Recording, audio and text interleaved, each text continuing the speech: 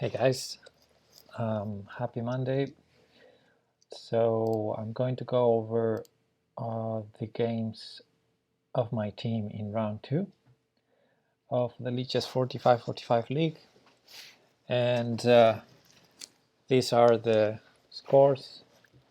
We lost again. Hopefully we'll get an easier opponent next round. Yeah, and this time we lost by a clear margin. So, well, that happens. The games were very interesting anyway, and I hope it'll be nice to go over them. However, in round 1, I overestimated my abilities. I underestimated the amount of time it takes to go over 10 games. So I'll try to go faster today, and I won't go into a lot of details on every game, every move. I'll try to just go to the highlights of each game. Hopefully I'll be able to do it faster than the last time. Anyway, the other thing I want to do today differently, let me know your opinion if you don't like it, or if you like it, in the chat, or if you're watching this on YouTube, you can leave a comment, of course. So this thing I'm going to do different is, instead of going from board 1 to board 10, I'm going to do it the other way around today. For round 2, I'll go first to board 10, and I'm going to go up to board 1. Why am I doing this? Because I think in general the top boards are a higher quality chess. I don't know if that's the case, but yeah, in general I have more like deep things to share in those boards, and it feels like many viewers will get bored if I start with that. So yeah, let's try the other way around. Hey, Mobile Chess. Oh, you're in 4545 as well. Yeah, not in my team, but yeah, I have some. I bring some examples from other games. Let me briefly check. None of them is you, but I bring 6 or 7 other positions to share later from other games. So yeah, that's it. Anyway, let's already start looking at the games. Again, I'm gonna go to board 10 in the first place, and let me just go to this view. Hopefully this is okay. Oh, you use a different username. So you never know. Maybe you never know. Okay. Okay, so we're following the game of DamianDragon. This was, I think, the last game to be played yesterday, if I recall correctly. And it was a bit strange. The opponent said he had prepared against the Smith Mora, but something completely different happened in the game. So this was a Sicilian. Okay, so far so good. Knight c6, and well, actually knight f3 already. As a surprise, because at least the opponent shared in the chat that he was ready to play against the Smith Mora gambit with d4, which, for those of you who don't know, it's not a very common move in the Sicilian, but it's a tricky one, because if you take, the intention of white is not to recapture with the queen when that queen will be hit, but instead to play gambit style, a pawn down. Actually, maybe you can start with c3. And the point is, black is a pawn up, but white is much ahead in development. So that's an interesting gambit to play sometimes, and there are ways to decline it. So according to the chat, black had prepared against that, but white played knight f3. Okay, so we have a different opening. Now the open Sicilian, the main line here is d4. I feel like I'm going into much detail already. That this is gonna take long. No, I just want to mention the open Sicilian is the most common move here with d4. Nowadays bishop b5 is the Rosolimo is very popular as well in the elite. But there's this c3 Sicilian, so-called the Alapin Sicilian, which I also like to play. And the idea is we want to play d4, and when they capture, we capture back with the pawn. Of course, c3 is a slow move, so white is playing more positionally with this idea. And knight f6, and now d3 happened. d3 is a weird move, or a bit strange. People criticized it in the chat in the game, and I said, okay, it's not that bad. If you're gonna play a King's Indian attack as white, it's definitely a move order you can consider to play, because this is, you know, the one of the, yeah, it's just the structure you're gonna get in the King's Indian attack. It's just not the usual move order. You usually start with like g3, d3 instead of c3, and even many times you go with knight c3 instead of c3. But yeah, eventually you're gonna get to that structure. So I don't think d3 is that bad, and it supports e4, which was under attack. But here, of course, the main move would be e5 instead. But okay, we're not gonna go deep into theory here, just saying that d3 looked a bit weird, but even weirder looked the next move, d3 to d4.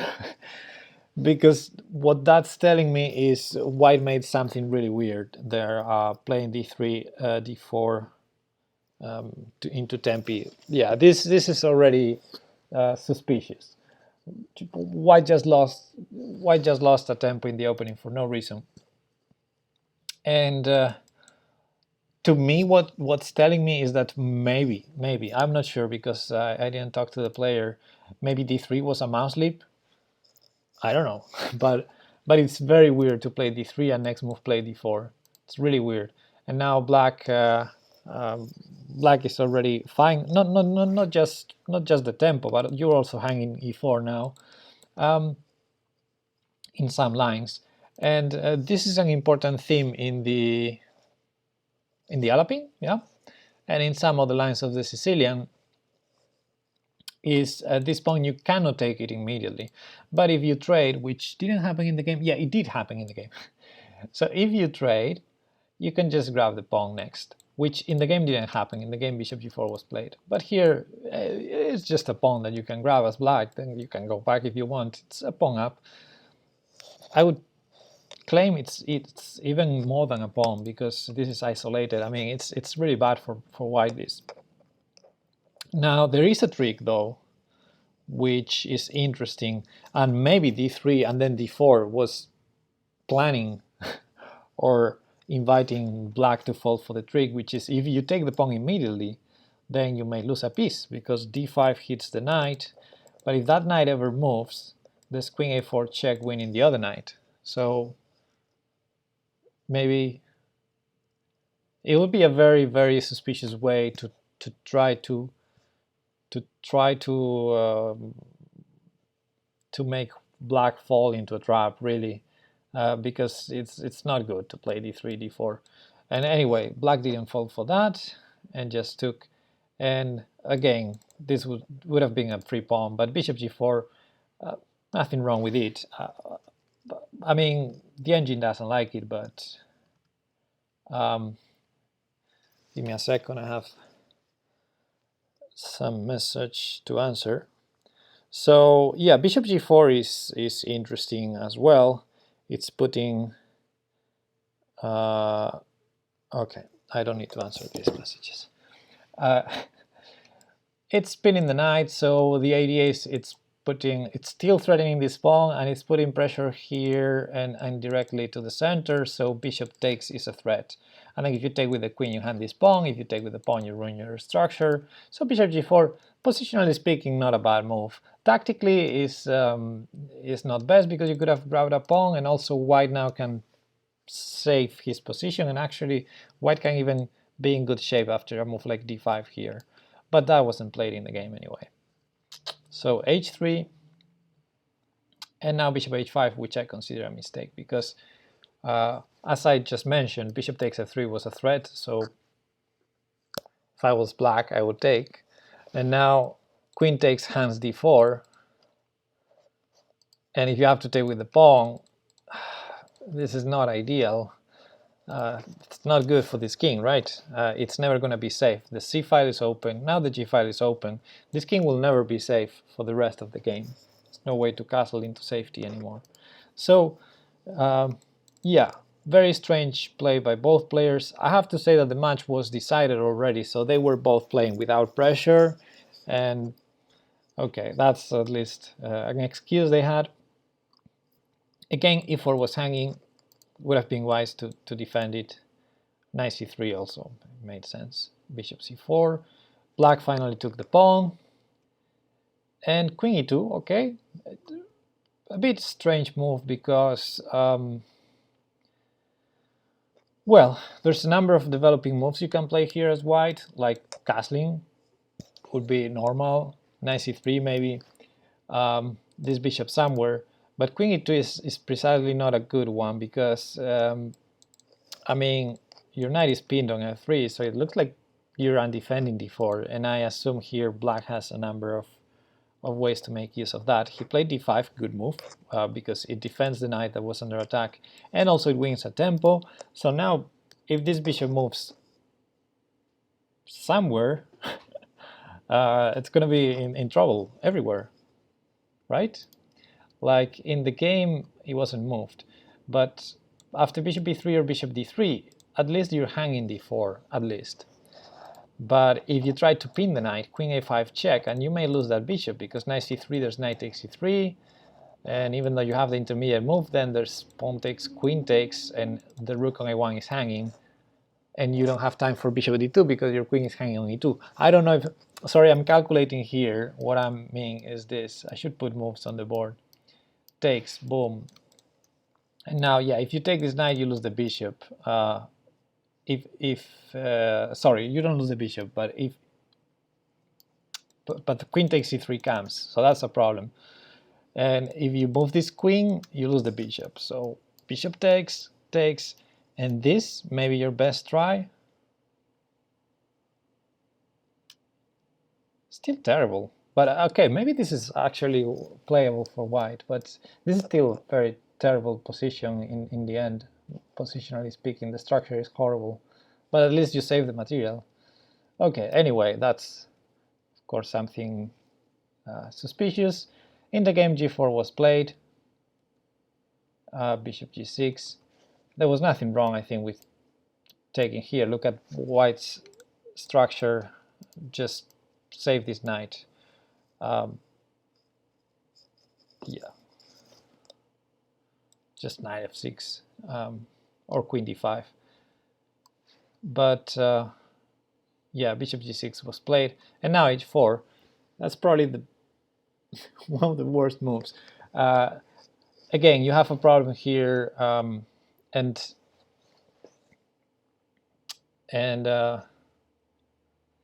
yeah, to me.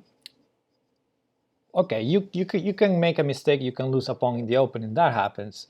But then positionally, white is like committing suicide with all this h3, g4 idea, because, I mean, the c file got open, you're not going to castle long. Then you should probably keep this here to try and castle short. But after g4, this king is never going to be safe anywhere. And now, if I had to guess what a good plan would be for white, is save your piece that's under attack, next castle short, and okay, it's not the safest castling ever, but you need to get this king out of here, especially with this knight here, and this diagonal open here. But okay, this is a typical situation, which, by the way, I think we have a lot of examples about it in this round, of the losing side going for tactics that don't work, and many times you'll see the right move was to just save the attacked piece. So here, of course, black is better, I'm not going to deny that, but you have one piece under attack, just save it, just bishop d3, bishop b3, at least, or bishop b5. at least consider those moves. Maybe some of them have tactical problems as well, but you just save your pieces, and we'll see a lot of examples in this round of people, you know, with something under attack, and because the position is suspicious, white position is suspicious, it's not wise to go for tactics or clever tactics, which is what white tried here with the move h4 counterplay. But it's not enough. I mean, black has everything defended. If anything, black, the only problem that I see for black is a development. Black is like 1, 2, 3 tempi away from castling. But other than that, all the pieces are defended, everything's solid. I don't see a problem for black. Conversely, white has this attacked and this undefended, the king not safe, weaknesses, both sides of the board. This strong knight of black causing problems. Yeah, I feel the position is not calling for tactics to happen for white. If anything, it's calling for, how would I call it, survival measures. Anyway, h4 was tried. The point is, okay, you're gonna take my piece, I'm gonna trap your piece. The problem is it doesn't work, but black didn't see it. Black played h6. Black believed on white's bluff, but thing is, white could have just taken the piece. Black could have just taken the piece. The knight is still defended, and now if you try to trap black's piece, you're not in time. And here there are two winning moves for black. Computer move knight g3, or I think queen a5. That would have been my, I mean, it's a very human move. Check. If anything blocks anywhere, you just stay with the knight, and then your bishop has squares, namely d3. d3 is a really strong square. Let's say any move, really. Any block, you trade, and then bishop d3. And in this case, because I play knight 1 to d2, but if this knight remains here, even bishop takes is also a move. So black is going to be a piece up. And if you don't want to block, you need to play a very, very sad move like king f1 or king d1. And both of them have problems. For king f1 is the worst, because then this check comes, and instead of winning the bishop, you win the knight, but you lose the queen. So that's a problem. So you have to go here, and again, black can decide to just give the knight instead of the bishop with knight g3. Strong threats, so you really need to take the knight. And then, yeah, this is not the best position for white. So yeah, black could have just taken that piece on c4. So all these tactics work in black's favor because black has a better position. That's no surprise. Anyway, black believed on white's bluff and played h6. Now finally saved the bishop. e6, knight c3, trying to get some trades in. Bishop b4 pinning, good move. And if we try to protect it more, queen a5 may come as well. So yeah, critical situation. Anyway, bishop d2 was necessary, or castling. Castling I think was the best move, but of course you're losing a pawn on c3. And maybe an exchange as well. For instance, you castle if they take with the knight and you take. This rook has no squares. Oh wait, you have bishop b2 here, knight takes d4. Yeah, no, bishop b2 here. Yeah, you can save the exchange. Position is horrible, but you can save the exchange. Okay, so castling was an option. Just give up a pawn and stop all these problems, some of them.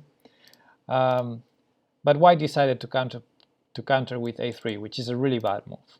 Again, tactics work in black's favor because black has so many pieces participating, and even more that can come, like the queen there, like knight takes d4. So knight takes c3, this is completely working in black's favor. It's hitting the queen, so you cannot ignore it, you cannot take the bishop. And if you take here, which happened in the game, bishop takes c3, just collects more material. Here white resigned. It was I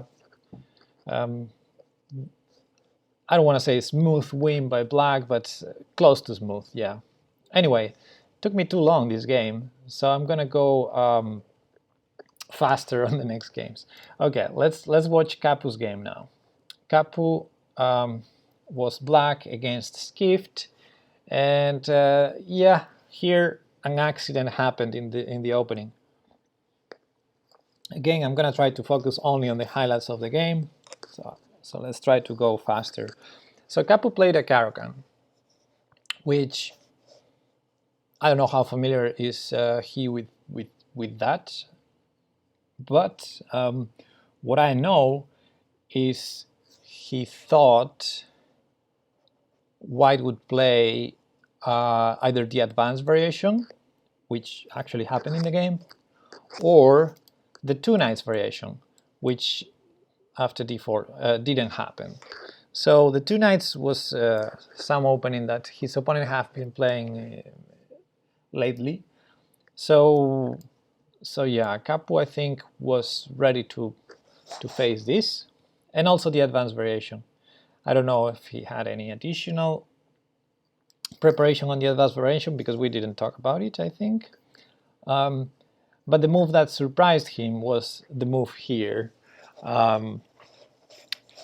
Probably because Skift didn't play it before, or if he did, Kapu didn't pay attention, I don't know. But thing is, next move by white surprised Kapu, and he didn't react well. So this position, the main moves for white are knight f3, that would be probably the most played, and knight c3. And some people play bishop d3 already, which is probably a mistake, but you know, normal moves. But there's this line called the Tal variation h4 that was played in this game, and it's actually pretty interesting. I've seen at least two games in the European Championship on this line already in the top boards. So I guess it's trendy now. But yeah, it's a very popular line, I think, online. And the problem for Kapu is he was surprised here, and he reacted really not well. Mamlu, hello. So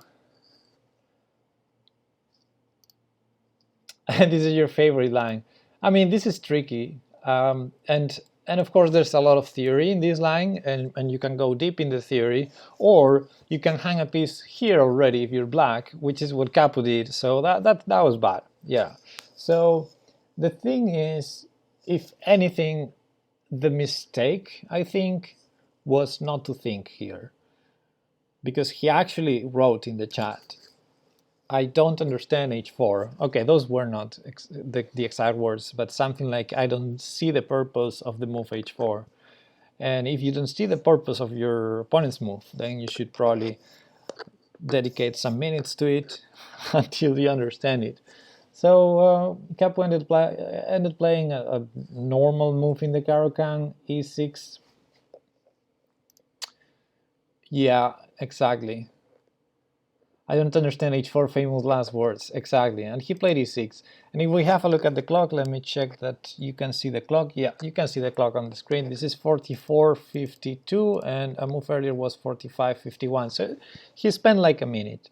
And discount from that minute the time it took to write in the chat, I don't understand this move. So yeah, he didn't spend enough time. And you know, time management in chess is tough, because for example, Kapu in round 1 had a great position, was completely winning, and time trouble, tactics, mess, an accident occurred. So I can understand that he wanted to play the opening a bit faster in this round, but if you have to burn time, I think a good moment to start doing it is when you don't understand your opponent's move. Yeah. Hello, Lyad. We're going over the games of my team in round 2 of the Lichess4545 League. Round 3 just started today, so I'm gonna cover games of round 2. briefly and move on. Yeah. So yeah, e6 happened here and g4 piece dropped. And now, yeah, now he spent 5 minutes. Yeah, that's a problem when you already made the blunder. Okay, so that was the first highlight of the game. Of course, again, time management is tough in chess. Sometimes you have to spend time, sometimes you have to save time for later. But here it was a good moment to spend some time. And anyway, piece blundered. You would think the game lost interest after this, but actually white did some suspicious things later on. So let's move on. So Kapu decided bishop e4, bishop takes f3 was his best way to give the piece back. Honestly, I would leave the bishop here and wait for them to take, to at least, you know, open the queen, have that pawn e4 that may be annoying for a while. I think spending this tempo wasn't accurate, but okay. Bishop f3, knight f3, bishop e7 is best try. Oh yeah, I actually that was my idea, to leave the bishop on e4 and play bishop e7, hitting h4. Yeah, and also if you play bishop e7 here, there's no g5. Like if you want to prevent bishop takes h4 with g5, then the bishop is safe, klar, of course. Anyway. Yeah, it wasn't the best way, but okay, it was a way to give the piece. And now c5, which I don't hate.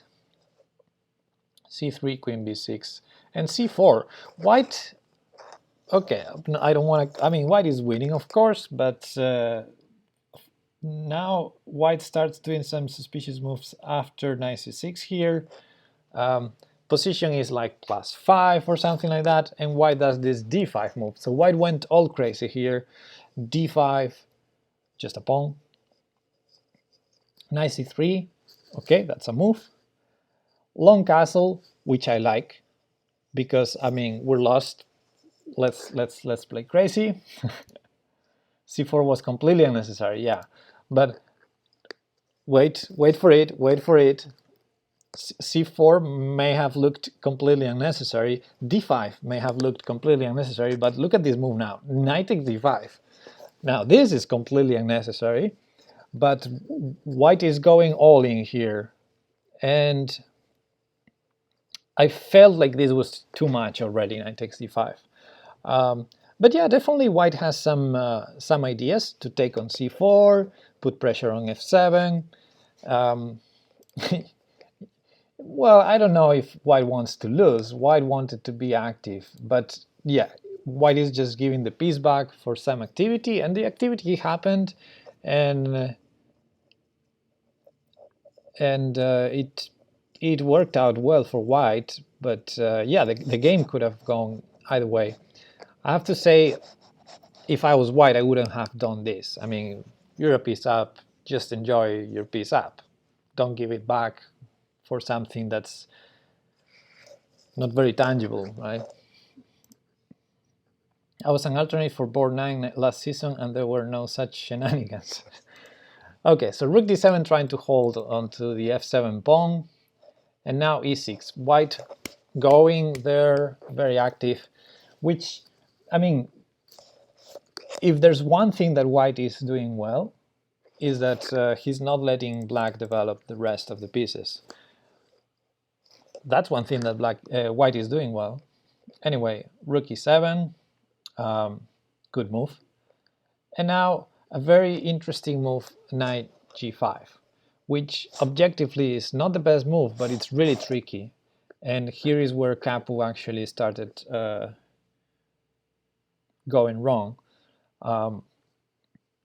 Yeah, knight g5 is threatening knight f7, oops, knight f7, and you know that rook on h8 is trapped for now. So this was a very interesting moment, because here I think Kapu started burning clock as usual. 17 minutes left, okay, still manageable. But here I would have played something different, even though probably the engine doesn't agree with me. The thing is, black is material up, amazingly. Black is a pawn up, and white's king is a bit suspicious, although it's yeah, tactics are messy, and white has some more development, bishop pair, blah blah blah. But if it was me, I would start thinking of moves such as queen a5 check. I mean, I would start thinking of trading queens, simplifying the position. Probably here, because of knight f7, I would consider a move like knight h6. That would have been probably my first option. Kind of new Twitch. How can I join your team? The requirements for joining your team. So this is a league that we play. Let me share the link. You don't need to join my team, but you can join the league. So this season started two weeks ago, and I'm not sure. I don't know if you can join once it started. Probably you can join as an alternate, but I'm not sure. Otherwise, you can join for the next season for sure. Oh, thanks, Mobula. Yeah. So if you sign up now, you'll be an alternate. Yeah. So alternate means that you can replace players that are not available. For instance, this round we have one player that's not available, I think. 100% sure, but yeah. So we have one unavailable player, and I assume our captain is looking for a replacement for that.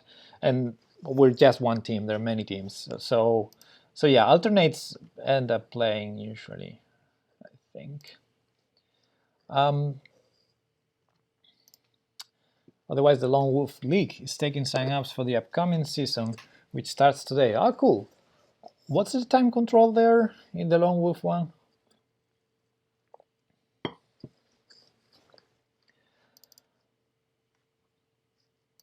30 plus 30. Okay, cool. Oh, yeah, that's nice.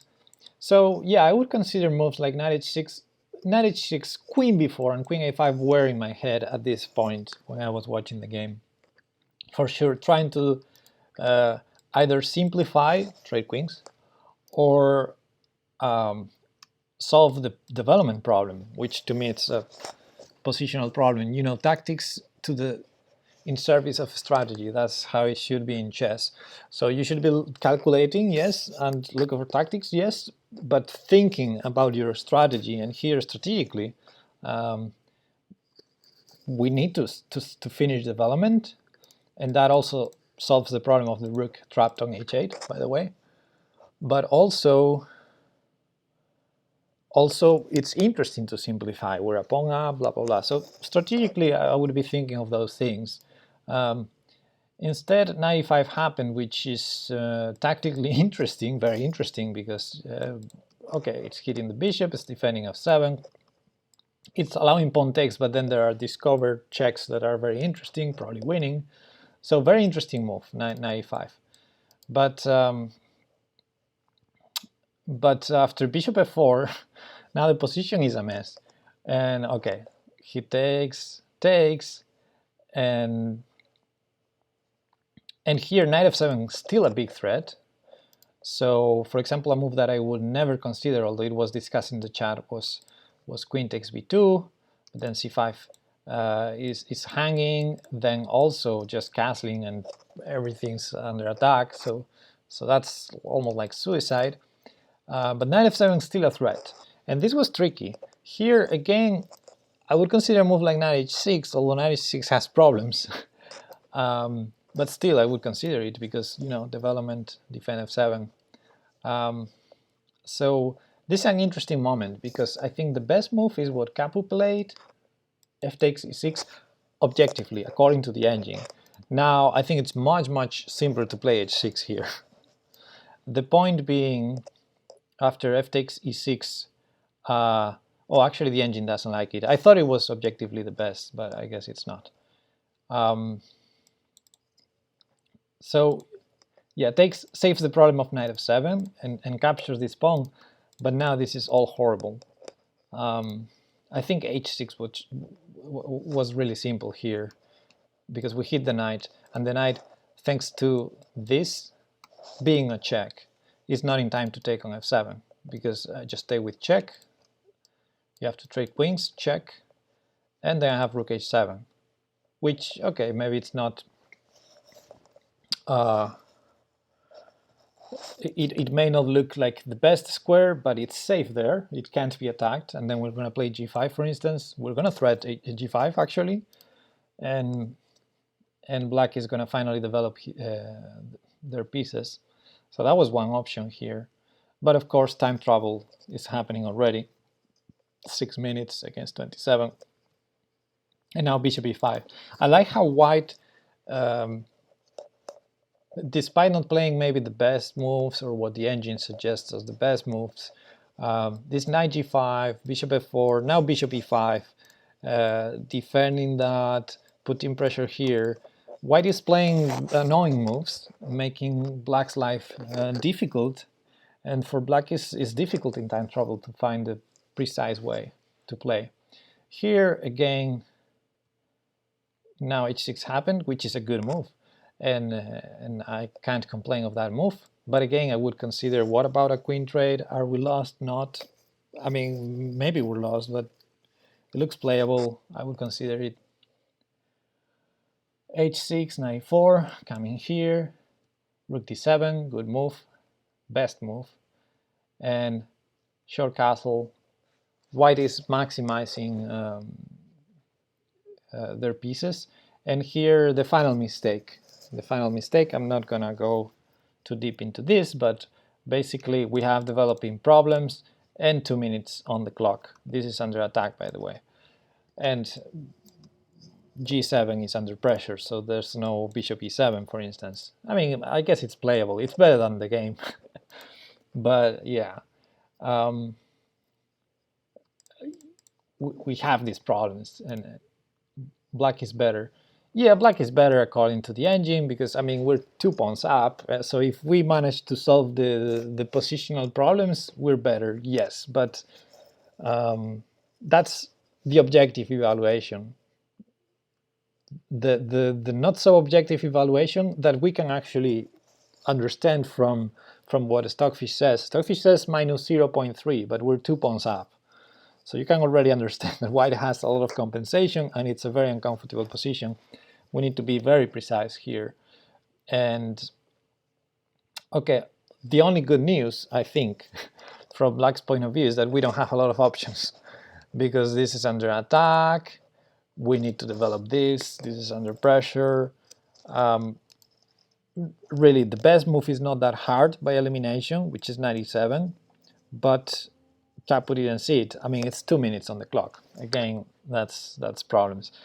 Bishop e7 would have been playable as well, and it's a way to get the pieces out. We're ready to play knight f6, and if they take here, we go rook h7, and okay, we lost a pawn, but we're finally getting our pieces out somehow. 97 was best because it doesn't hang anything at all. 96 is not an option because we trade rook for 2 pieces, and we're ready to play many moves, really. We're ready to play 95, which is probably the most natural follow-up, but there are other moves here, like knight g6 or rook g8 and then push g, and yeah, 97 was the move, but there were even knight f6. Even I thought knight f6, just give the pawn, just give one of the 2 pawns up, one of the 2 pawns back, and okay, if they take it, we're ready to develop finally the rest, right? And we're still a pawn up, and white's king is open, so this can't be bad for black. But a horrible blunder was played, bishop d6, which I assume in time travel he wanted to move this bishop, he saw bishop e7 hangs g7, so I assume that's the thought behind bishop d6, but bishop d6 just hangs material, so at first glance it hangs an exchange. If you know, when they take the piece, you take it with the rook, and maybe Kapu's intention was to give that exchange, but but he completely overlooked rook f8, which is devastating. So bishop, knight takes, rook f8, and this is game over. And this happened. Rook d8. Who plays like that? Someone in time trouble. Rook takes, and here, as I mentioned in the chat, king takes would have been the last try because queen takes loses the queen, but he didn't see that. So yeah, king takes maybe and pray, but everything's really terrible. I mean, bishops. Yeah, position is horrible, but maybe there are some chances here because we're not losing immediately, or there's no immediate kill, or I don't see it. It requires maybe 2-3 precise moves by white to convert this, and you never know. But yeah, queen takes just hangs the check and take the queen. So here black resigned. Okay, that was not great for our team. Let's have a look at Reheated Leftovers versus Multiverse. Which was an interesting game as well. One sec. Oh, I thought I was on this view. Sorry about that. I thought I was sharing the computer analysis. Anyway, so this is board 8. You can see the ratings of the players as well, so that's also explaining some of the things that we're watching here. But I hope this I hope my comments are useful for the players anyway. So we're seeing this this opening. I think I didn't watch this game. At least this e6 g6 doesn't sound familiar. But g6, I have to say, it's a bit strange to create that many holes in your position. Usually if you play with e6, you're just going to bring the bishop to e7 or b4. But okay, g6, e4. And white is playing very normally. Like, you know, knight's out, control of the center. So far so good for Leftovers. And knight c6, suspicious move. You usually want to move this pawn first, but the way black is playing, by the way, with e6 and g6, it's probably like a bad move order to go into a, how do they call it?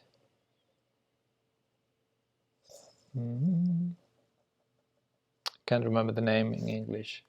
You know, when you play with d6, b6, a6, bishops here, knights to the center, then you have the c5 break. Anyway, knight c6. It's looking like already d5 can. Yeah, the hippo. Okay, that's the hippo in English as well. Oh, that's how it's called in Spanish. I thought it was a different name in English. Yeah, the hippo. Yeah, that's what I meant. Wikidog, hey, hello.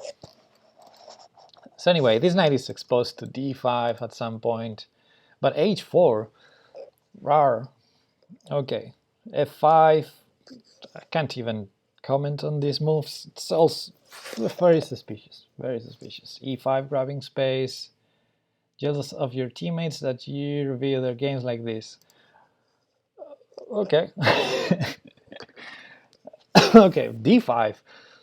See, I can't even understand any of the moves by black, so it's hard for me to make comments on this game, really. d5, what is that? Anyway, me too, I'm very jealous. Okay. Queen d2, okay, that looks like normal. And h5. Yeah, what black is doing is killing this bishop at first glance, and also undeveloped. You know, when you only push pawns in the opening, it's a lot of pieces you're not developing. Hey, Cathode is here. Welcome. We didn't see your game yet. It's next one. Okay, bishop g5, using that hole already. That's a nice move because it's spinning this knight, so it's putting a lot of pressure on d5. And queen d7. I don't understand any of these moves. I can't understand.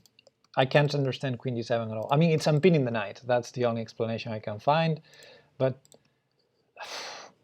if the bishop was bad on c8, it's worse now after queen d7. It looked difficult to make it worse. Okay, black playing anti-chess. Yeah, I don't know. It's really hard to commentate on this game. Anyway, bishop e2, b6.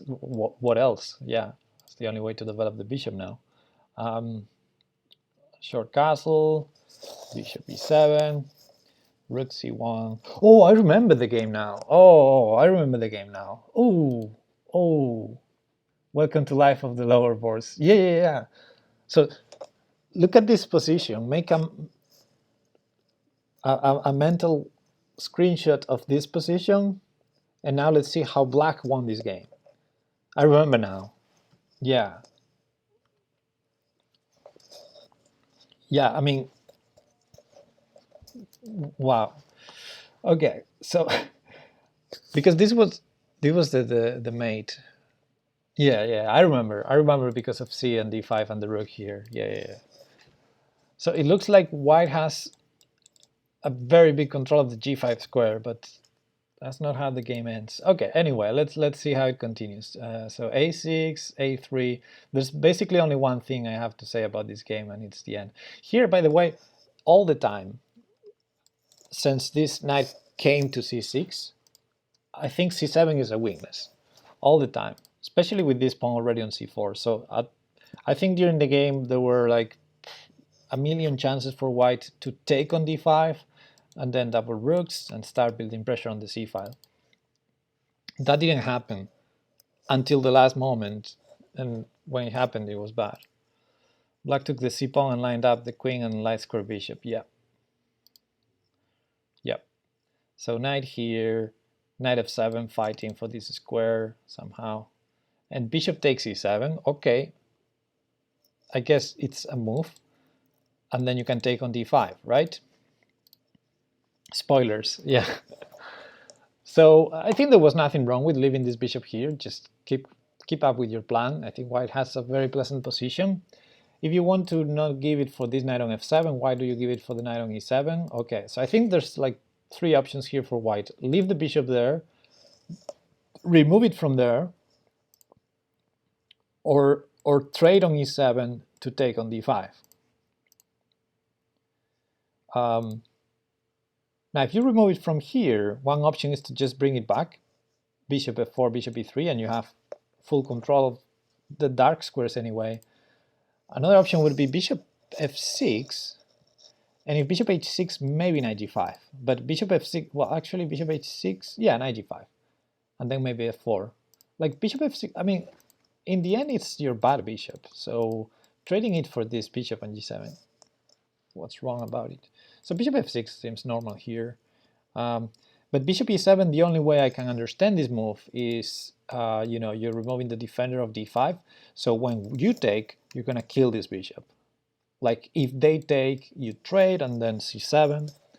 Or if they take with the pawn, then the bishop is killed, it's shot. So what was strange of this game is that he took on e7, but then he didn't take on d5. And then black is fighting back on these dark squares, g5, knight g5, to save the exchange, because already rook c1 was a mistake. And black going for a queen trade, which should still be bad for black, because the position is not great. Let's say we trade, we take here again, bishop takes, knight takes, rook takes e7, good for white. And if you take with the pawn, the bishop is really killed. I would say good for white. And any jump of this knight now attacks c7. Yeah. But instead he played knight b1, setting up for the final mistake. D takes c4, and let me check how much time did he use. 39 minutes. So from 39:11 to 39:30, right? Yeah. So yeah, it's a common pattern. it's a common pattern for blunders when you don't use time at all. Yeah, so d takes c4, threatening queen takes g2, and he didn't see it.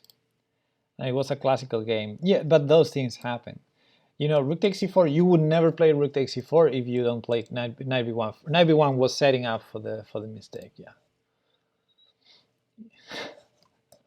And of course here, black already has, you know, this bishop already has life. So black already has good counterplay in this position. But you don't need to hand the mate. Of course, you can just trade queens. And it's still a game.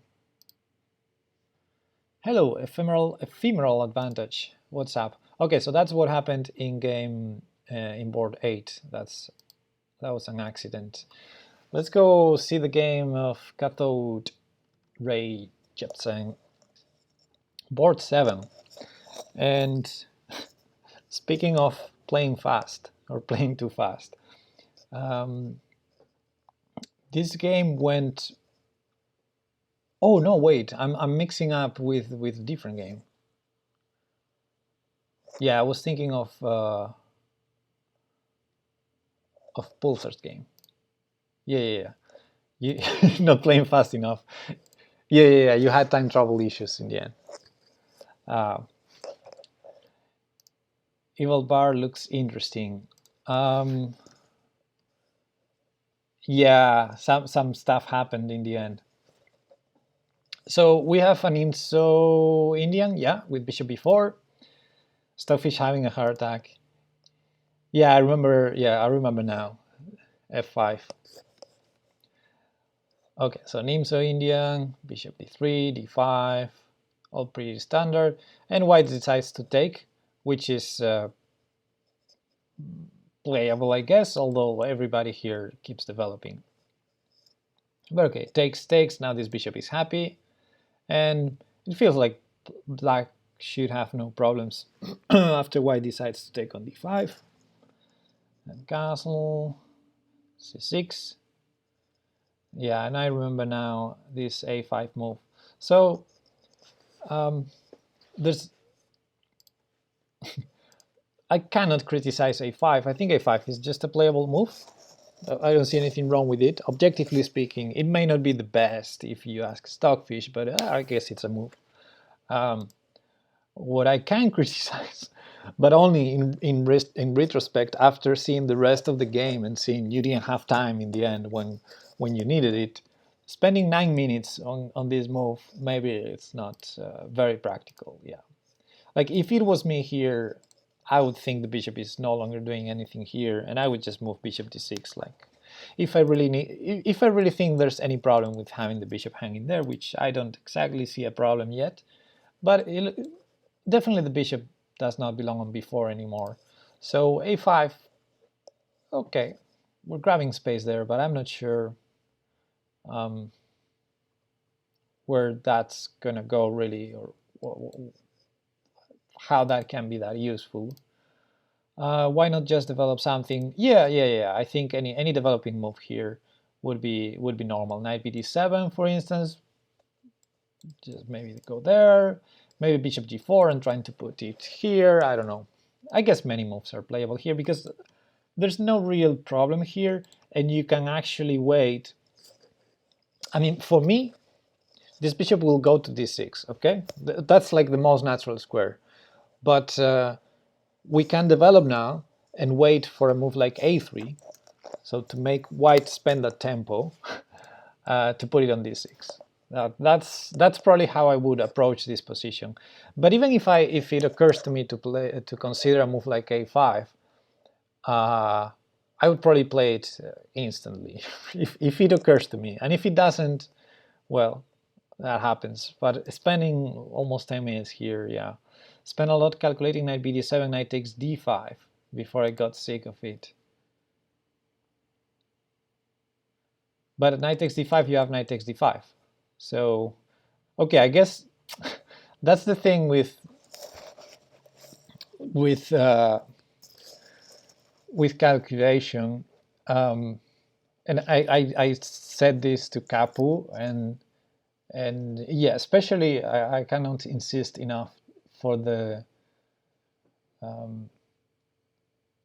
for the lower boards, that sometimes we have ideas. You can call them ghosts, yeah, but calculation is not easy. Okay, it's the hardest part of chess. So sometimes you need to be practical how you manage your time. Lesson is never calculate exactly. So let's say you consider that knight bd7 is a very natural move, and it is. But you think of a ghost, you think, oh, there's this knight takes d5 because just bishop d2 has been played, setting up for some discover attacks on our bishop. And for example, knight takes d5, we can't really take on d2 because there's this intermediate move. So let's say you think this, you see this, and it gets harder for you to know whether this is good or bad for you. And let's assume you don't see that knight takes, because to me it would be easy. I would immediately think knight takes d5 is not a problem because I have knight takes d5. But sometimes you don't see it and you start using time. Then be practical. Just, bishop d6. and there's no problem at all. But I keep seeing lower boards, especially the lowest boards, putting,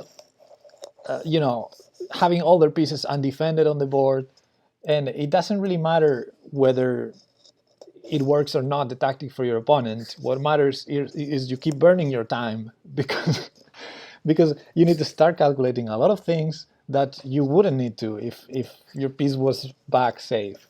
So yeah, sometimes we complicate things too much. When in doubt, don't analyze unnecessary tactics.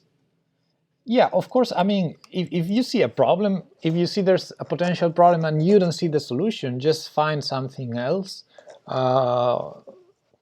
Burning that much time is not... Like, let me show you an example that I already showed once or twice on the stream. So I'm sorry, I'm gonna play a different line here, but just to show you. There was this one game I played in the Alaping. This was a classical over the board game, and I played... What did I play here? Oh, he played the Alaping actually, c3, and I played the knight f6 line. So we got this position on the board, d4, takes,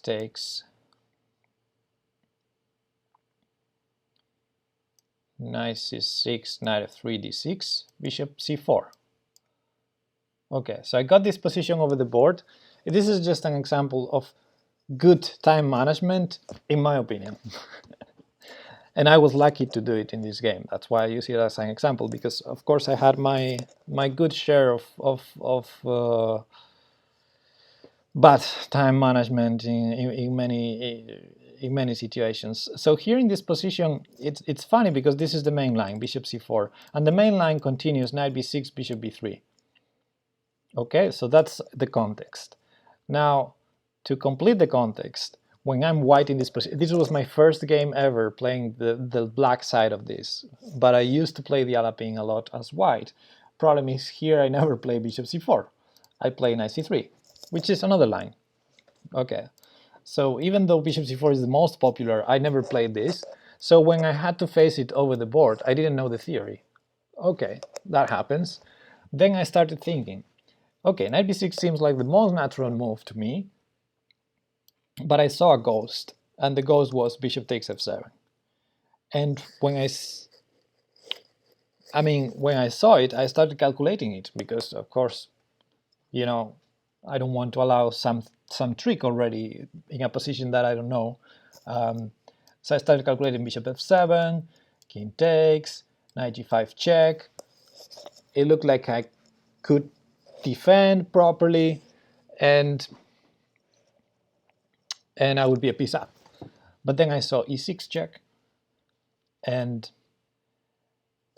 then I started getting scared about this position, because if bishop takes, if king takes, if I don't take, so everything looked already very uncomfortable. If I don't take d5 comes, that pawn is here forever. If I take it with the king, well, I'm taking it with the king. Already d5 made a problem, or even knight g5, my king is going to be exposed for the rest of the game in front of my pawns and my pieces. If I take with the bishop, there's also knight d5 check, and if I go away, I'm returning the piece. So if I want to keep the piece up, I need to go with the king there.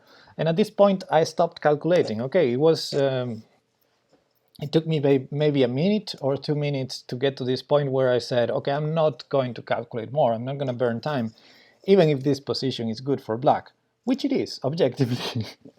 It's not the kind of position I want to play, and because before I play this, I have to either have this prepared at home, like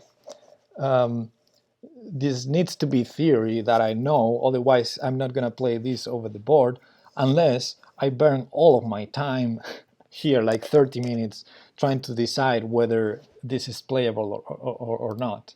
It was a classical game, yes.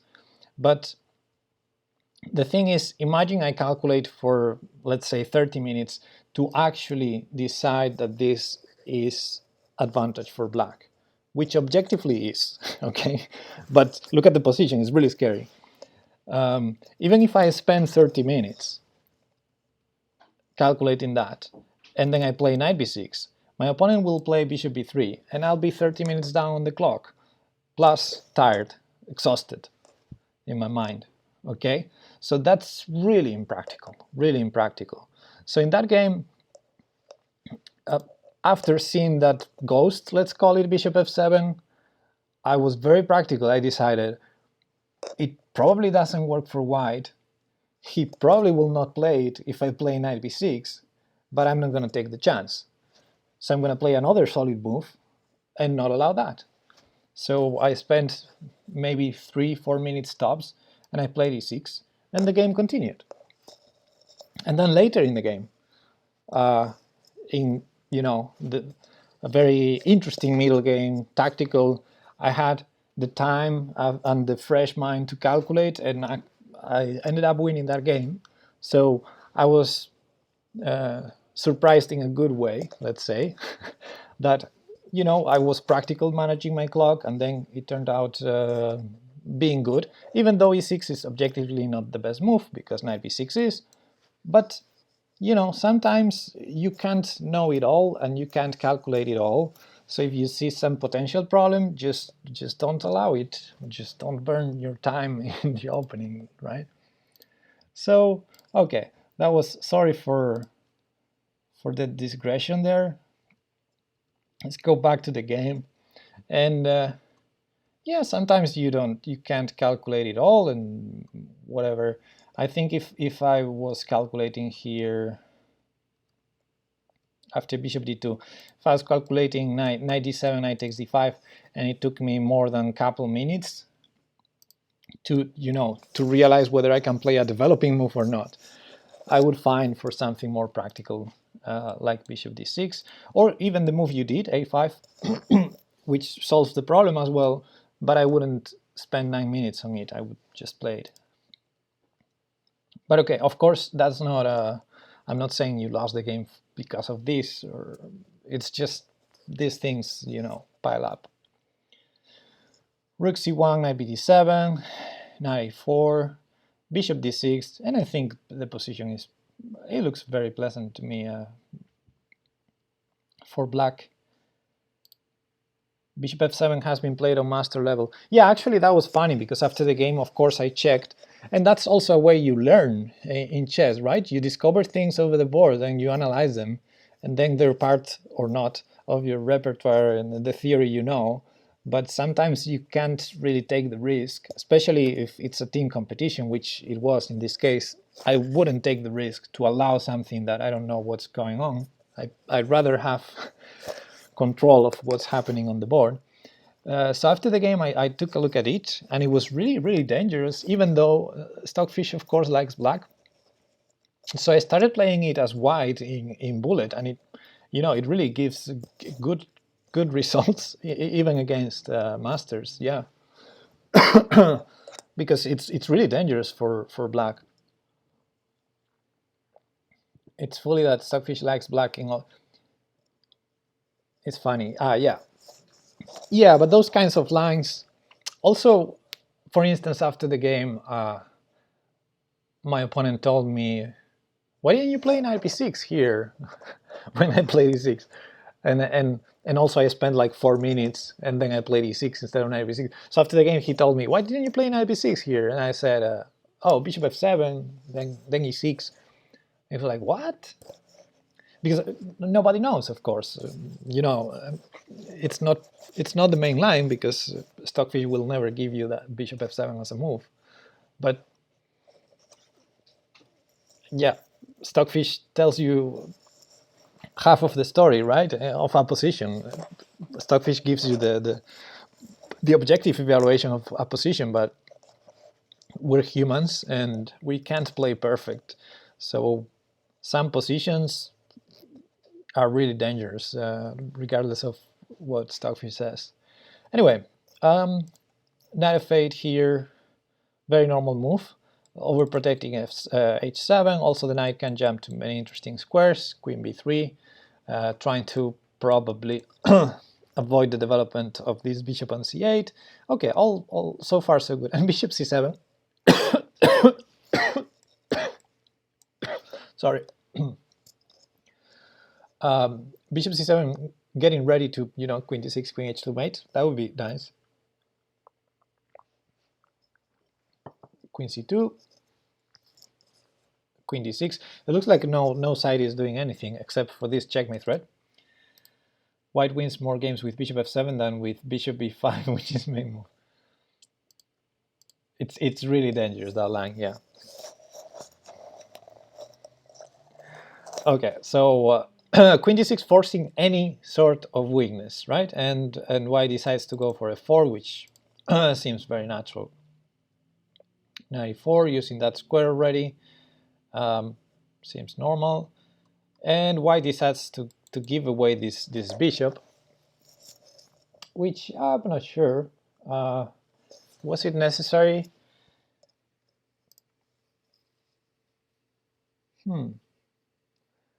I suppose it wasn't necessary, but okay. White gave away that bishop. Rook takes, normal, keeping the file open, you know, to play against this weakness. Knight g3 now, which is an inaccuracy according to the engine, but I think it's a very human move. I don't see anything particularly wrong with that, except for the fact that the knight is undefended, and then queen g6 may happen, as it happened in the game. Rook e8 and e4, rar. Okay, so e4 may be too much, but positionally speaking, white had to try something, right? Because this bishop is really bad. So it makes sense. E4, positionally speaking, is a move that makes sense, but yeah, it looks like losing a pawn at least, right? Because, you know, this is attacked. So bishop e3 was played, defending everything. So black is a pawn up. Queen g6, very nice move, but the clock is already 6 minutes. White is also short on time, and this attack is very nice on this knight. Real bad time management. Yeah, king h2 defending, and now something very interesting happened. Because when I saw this move, I was like, oh, whoops, it works. It was like, it really surprised me. Knight e6.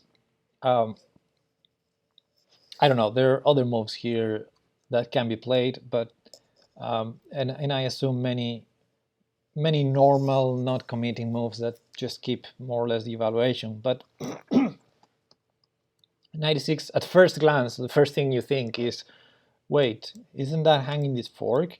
And then you think, no, because we have a bishop on c7, so what is hanging is queen takes g3 for white. So e5 would be a horrible move by white, right?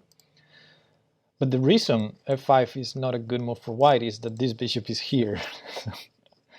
So after knight c5, bishop b6,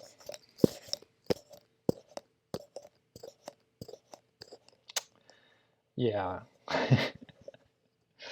So it was funny because both players in mutual time travel, both of them with 2 minutes ish on the clock. Both misplaying this part. Like, you know, up to here, black is fine, but it's a tactically fine kind of thing, where, you know, f5 is not playable because of the pressure on g3. E4 is not hanging because knight 6 also undefends e4. But if white takes, we have all sorts of knight discovers here. Like, I mean, I was thinking of crazy thing just to regain the piece on e4, but, you know, actually we're winning a piece here. And here there's b6, knight somewhere else, there's f5. So it looks like knight e6, it's like the kind of move that it's walking into many tricks that don't work, right? Walking into f5, but it doesn't work. Walking into queen takes e4, but it doesn't work. But it's like, that's the kind of move I wouldn't do in time travel, because it's like, we're setting up a lot of tactics and tricky things that I don't know at which point will work for either side. And knight c5, interesting move that, you know, if I was black, I would use the opportunity to trade some pieces, because that will, you know, if you're trading pieces, you know, you're not hanging anything. Now there's no longer f5. I mean, we remove the piece from there, we defend e4, bishop pair, pawn up, better pieces in general. Yeah, that would have been normal. I was real angry about king h7. King h2? Anyway, bishop b6, king h2. So bishop b6 hangs f5. Looks like you should be getting mated.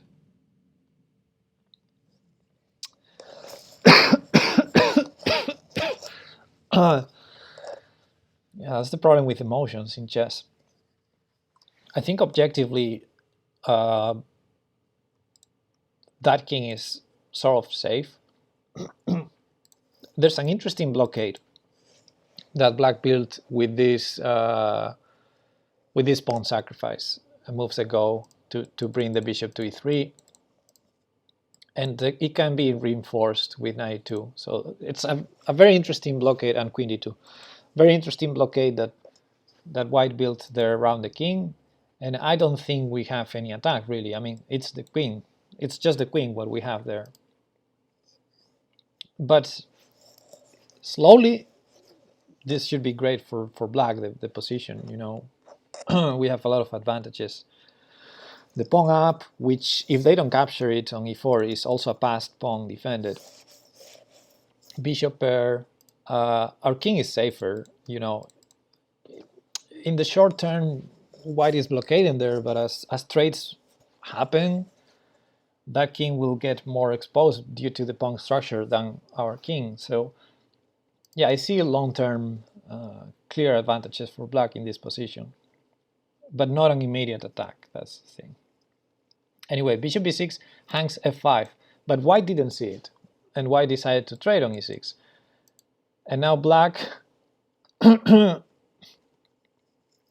of course, shouldn't put a piece on e6 because of f5.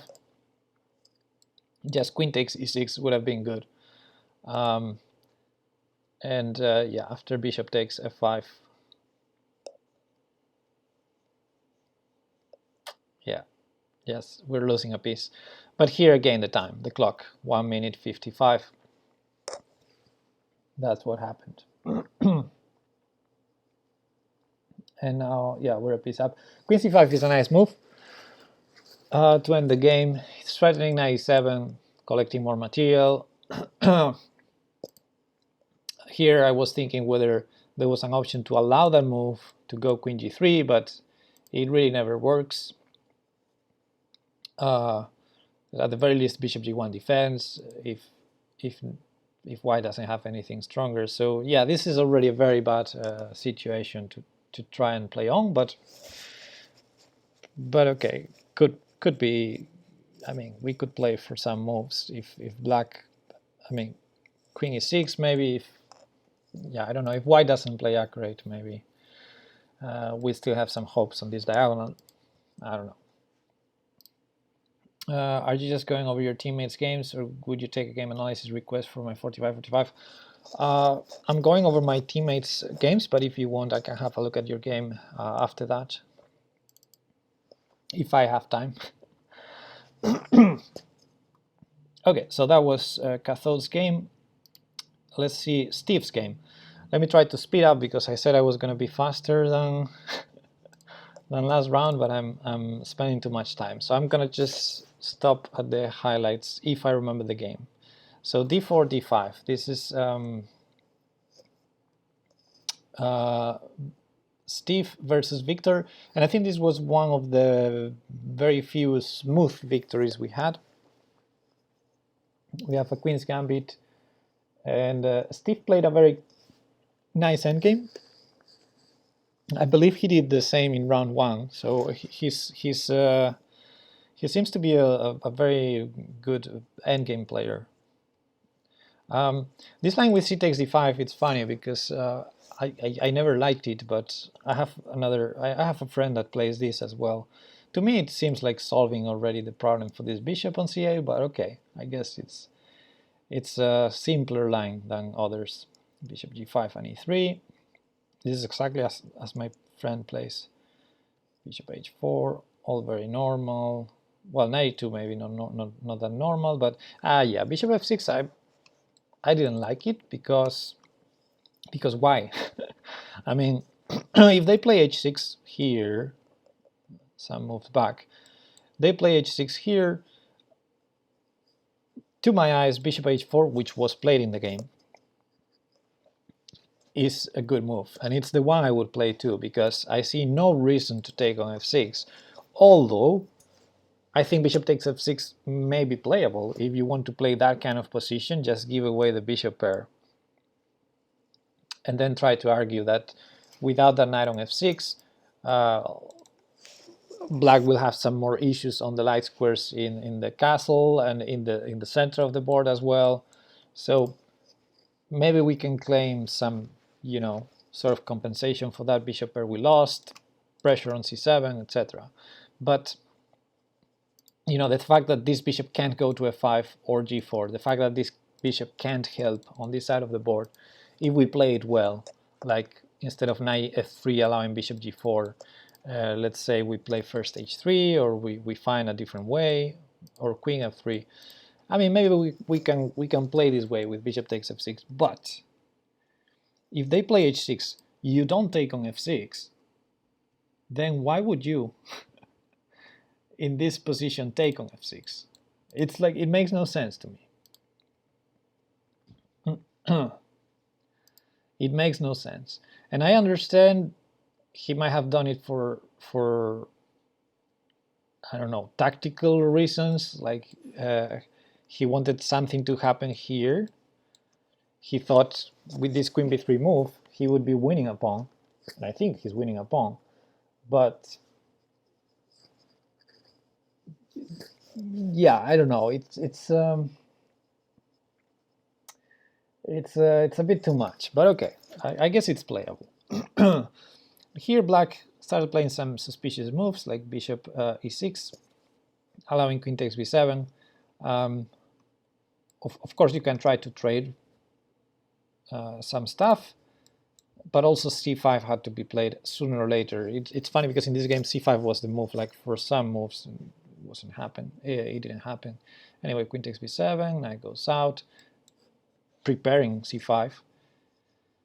Knight b5, which I didn't like. Here there was just a second pawn with knight takes d5, but maybe it was messy to calculate.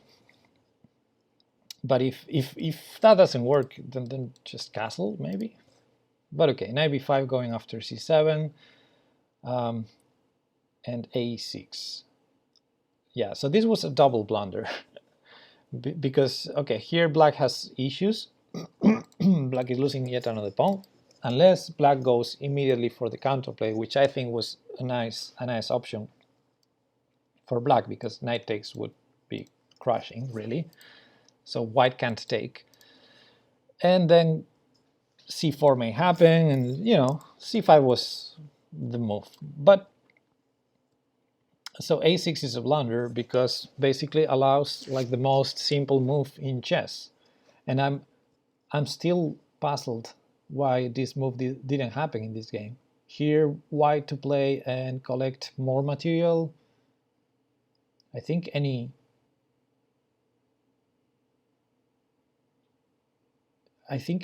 beginner will play this move. Maybe they wouldn't calculate it right, but it's like the most appealing move to play in this position.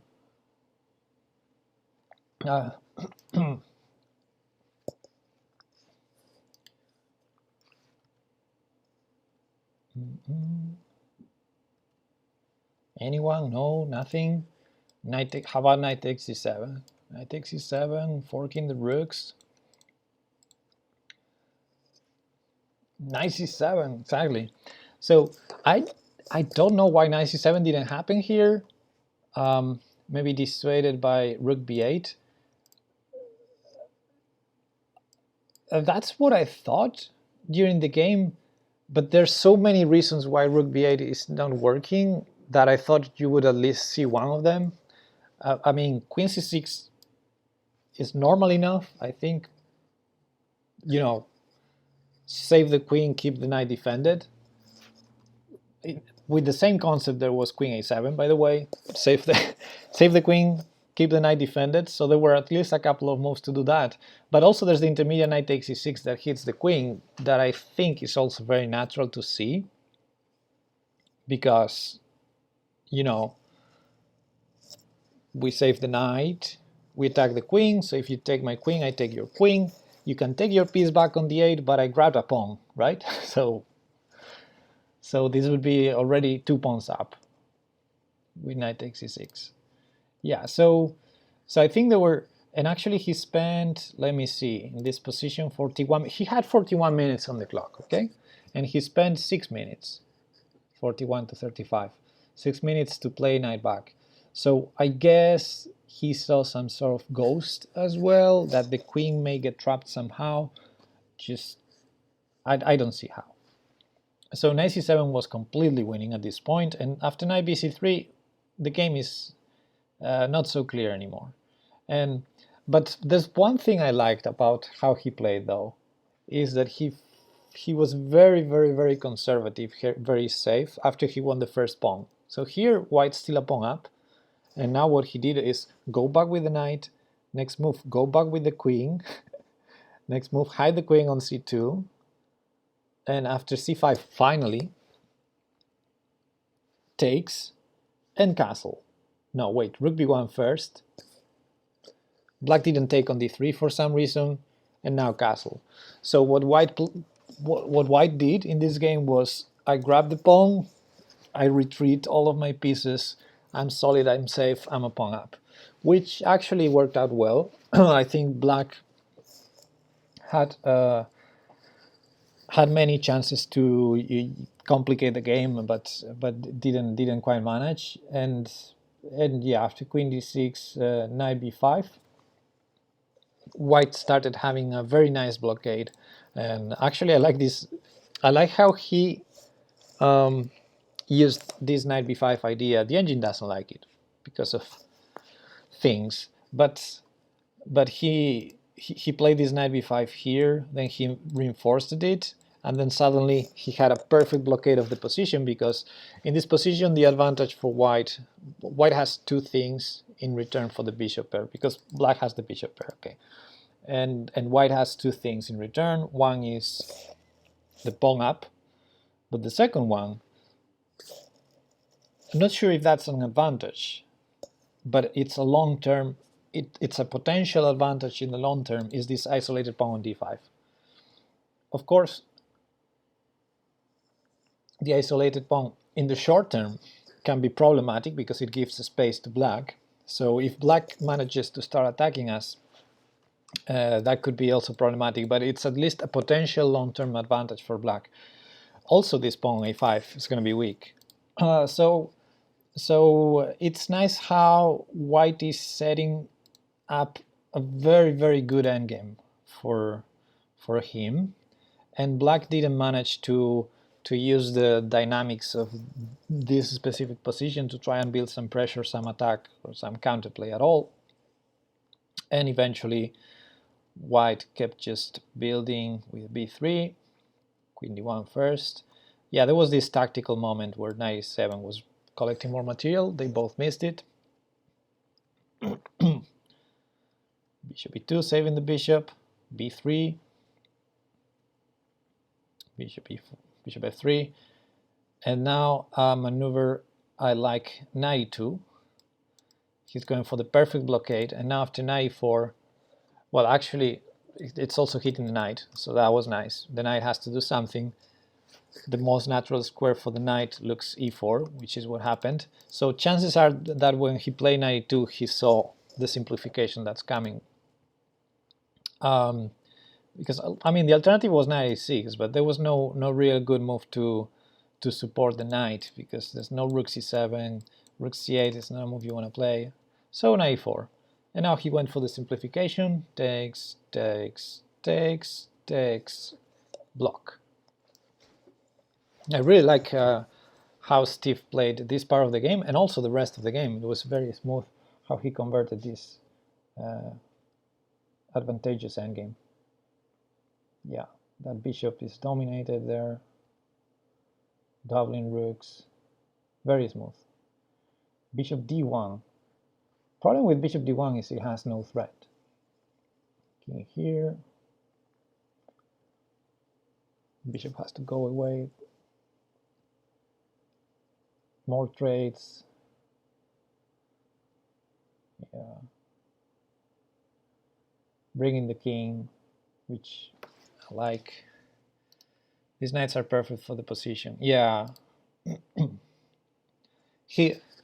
I think when he played knight b5, he had this idea to block the isolated pawn, play a4. That would be my guess. The engine didn't like knight b5, but I think it's setting up that nice endgame. Now if we get the king to c3, we can say it's game over, right? Rook b5. Was it necessary? I guess. Yeah. Okay. Rook b5. Yeah. Well, black hang a pawn there. Just come back with the knight. And okay, rook d5 desperate. Just trade, and yeah, king goes to c3. So they kept playing for some moves, but of course this is game over already. Here I would have gone king c5, I guess. But he's going after more pawns. Bishop e6 dominating the knight. The knight goes out. Black traded, which is equivalent to resigning, but he didn't resign. Okay, he resigned here. Good game, Steve. Very, very smooth. Yeah. Let's move a board up. Let's see Tranzoo as black. And I think this was also an accident, if I recall correctly. Because I think he had an advantage at some point. Okay, so he played a French defense, and we have the classical French with knight f6. There's the winner with bishop b4. e5, knight d7, f4, c5. This is all very standard. d2, castle, bishop e2. I think here takes is the first move, but the main move. Only because I played white sometimes that position. Knight takes d4, bishop takes, and f6. So he's playing the thematic ideas of the French, although in this particular position I'm not sure f6 is what works the best, but it's playable always. Yeah, castle, takes, takes. So far so good. Yeah, and here knight c5 was already a bit strange to me. I understand the idea is to develop this bishop to d7, but it felt like a wrong square for the knight. So there was this idea of knight b8, knight c6 that I guess it's not natural if you're not thinking about it, but once you see it, it seems like the natural square to bring the knight to. But okay, knight c5, bishop there, bishop develops, and now b4, very committing, knight 4. Ah, yeah, and white went crazy here with knight takes c5. Just a little bit crazy. I mean, it's playable, of course, but I guess knight takes a4 was more normal. So knight takes d5. So white is getting at least 2 pawns here for the piece, and here the problem is you cannot really take the third pawn, because if you do, you're gonna lose b4, and you're not getting a third pawn. So I suppose that's why he didn't take here, which I thought was the idea. Then I thought maybe e6 was the idea, but e6 was not played here. e6 would have been very interesting, really, because, you know, it's already starting to look dangerous for black. Something like rook takes f8, for instance, and now you actually have to take with the bishop, because if you take with the queen, here comes the rook, and problems. So that would have been interesting. This is, you have to take with the bishop, and you know, interesting. This pawn is going to be annoying all the time. This rook coming to f7 also annoying. So e6 would have been an interesting line here that did not happen, but he went c4 rar with the pawn storm, and suddenly Tranzoo was in a very good position after this mistake by white. Bishop takes b6, which I think makes no sense, because again, after e6, this bishop is really attacking strongly, and if you sacrificed, you probably want to keep that bishop on d4 attacking. So bishop takes b6 was very strange, really. You're losing b4 as well, and this position is completely winning for black, especially after white decided to trade queens. And now let's see how black lost this how black lost this game. And also, if you look at the clocks, it's funny how they have almost like the whole time, like in their clocks, 43 minutes each. So they played very fast up to this point, where I think black is completely winning. Now, the most natural move to me would have been bishop c3 to collect that pawn e5. I think that was the simplest by far.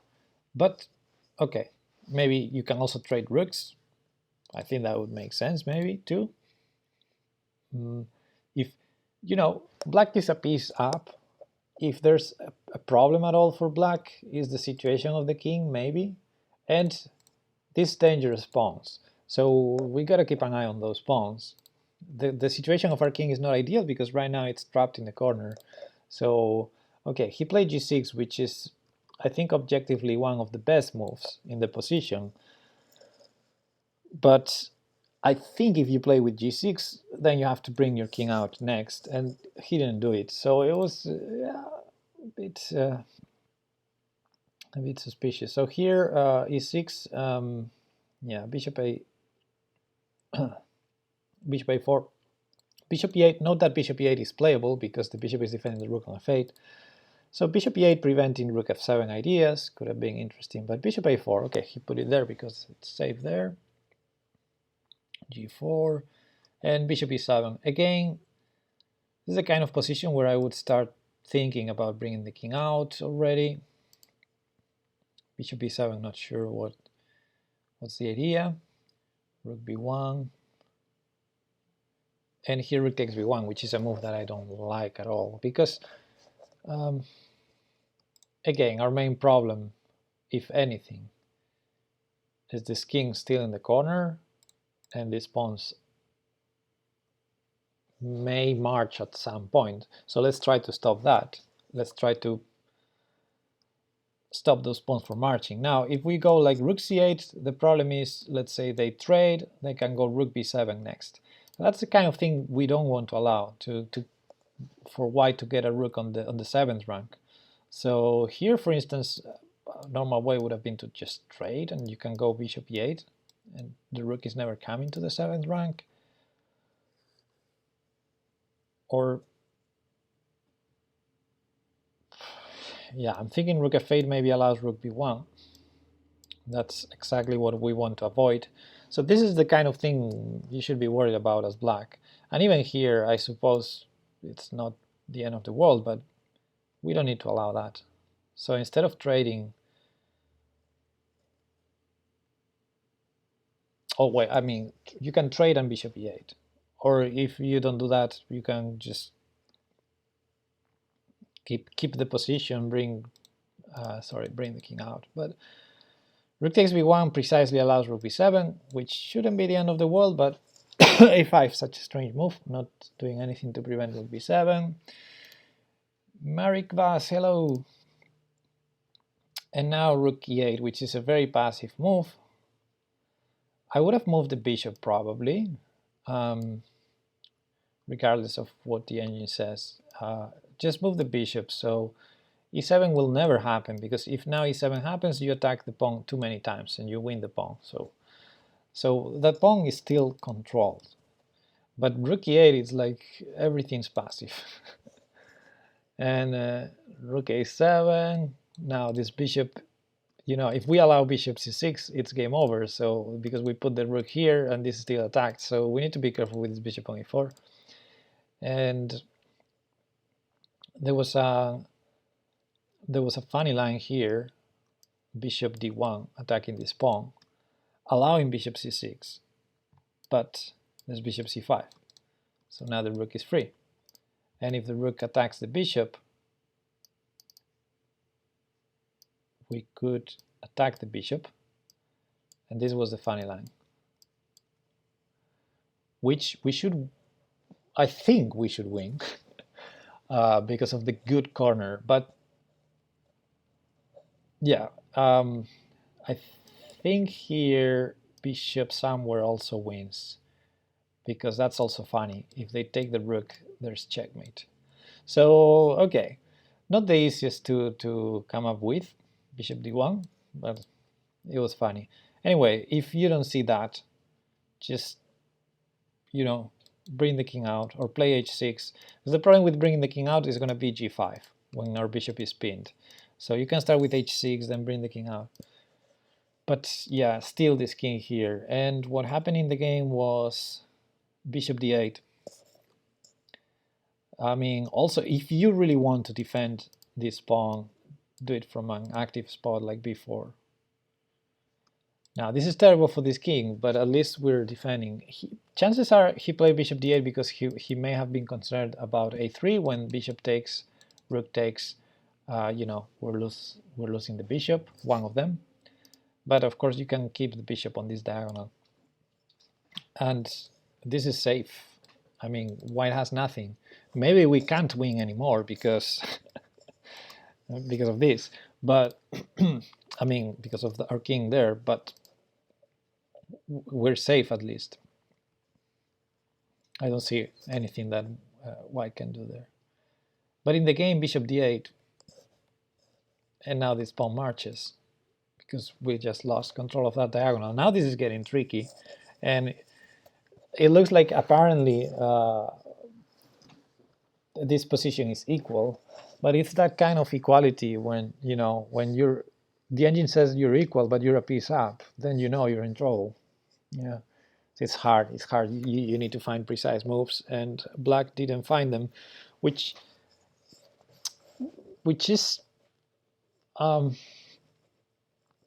what is interesting is, again, the clocks. Black has 43 minutes left. White has 43. Black has 41. They're playing this as if it was a blitz game. Rook e7, rook a8, rook back to e8, and here white very well c6. No need to repeat. White understood that he has the advantage here.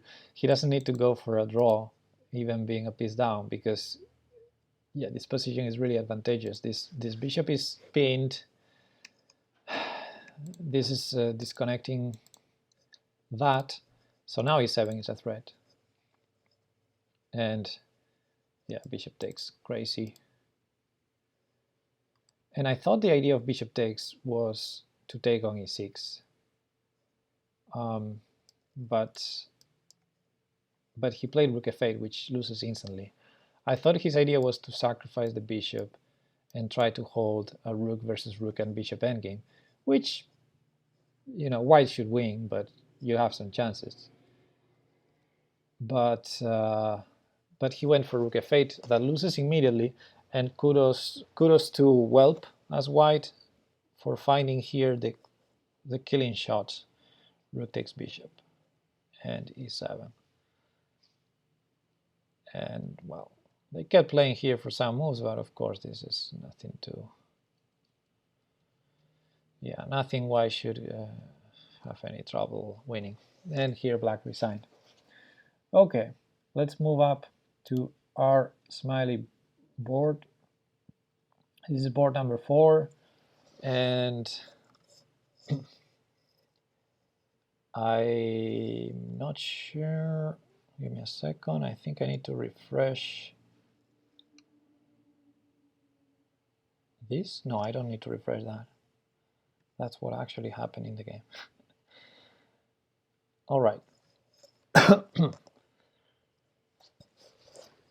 So d4, knight f6, c4, and g6. And after knight f3, bishop d7, knight c3, d5, we have a Grunfeld defense, only because white decided to play with knight f3. If you really want to avoid the Grunfeld as white, instead of knight f3 first, you have to play knight c3. That doesn't prevent the Grunfeld, by the way. Black still can enter it with d5 here. But if black plays as he did in the game bishop g7, then you can go e4 and force black into a King's Indian defense instead of a Grunfeld. But with knight f3, yeah, with knight f3 there's no prevention of d5, and there's no preparation of e4. So after bishop d7, knight c3, if d6, e4, we have a King's Indian, but black is in time to play d5, and we have a Grunfeld defense. The so-called 3 knights variation, because we brought this first. Okay, with g3, transposing into some kind of Catalan with g3, bishop g2. I think they called it, there's some name for this in the Grunfeld, like the fianchetto variation or something. Knight fd7, interesting move. Unleashing this bishop, maybe preparing c5, but usually in these positions you play c5 immediately, or you try for c6 stuff after you took on c4. But okay, knight fd7 was an interesting move. Maybe it's getting e5. Maybe it's preparing e5. Let me check that I have no messages. One sec, because I'm receiving a call.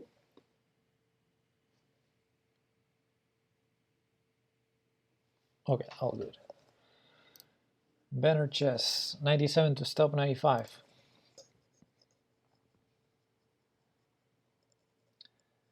To stop 95? Maybe, I don't know. I'm not expert in this opening. I would develop instead of knight fd7, but okay. I guess it's playable.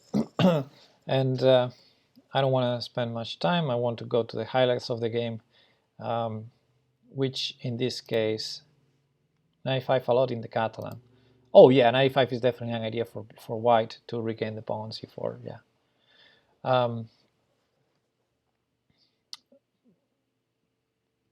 But I mean, yeah, okay, whatever. They're playing a game. This is, yeah, there's many ideas here involved, really. So I don't want to stop there. I want to focus on the highlights. e5 happened, so I guess The idea was to prepare e5. And now knight takes e5, which is a move. I don't think there's anything wrong with knight takes e5, except it's not as good as white thought. So the engine prefers to take with the pawn, I guess. It's all normal. Knight takes e5, now you take with the pawn. This position arguably would have been better with the knight here and the knight here, so probably taking with the pawn immediately first made more sense, but this is playable. The thing is, the reason this is bad compared to the other line with the knights here is that now without the knight on c6, black had the move c6, which none of the players saw, and black wins the pawn on e5.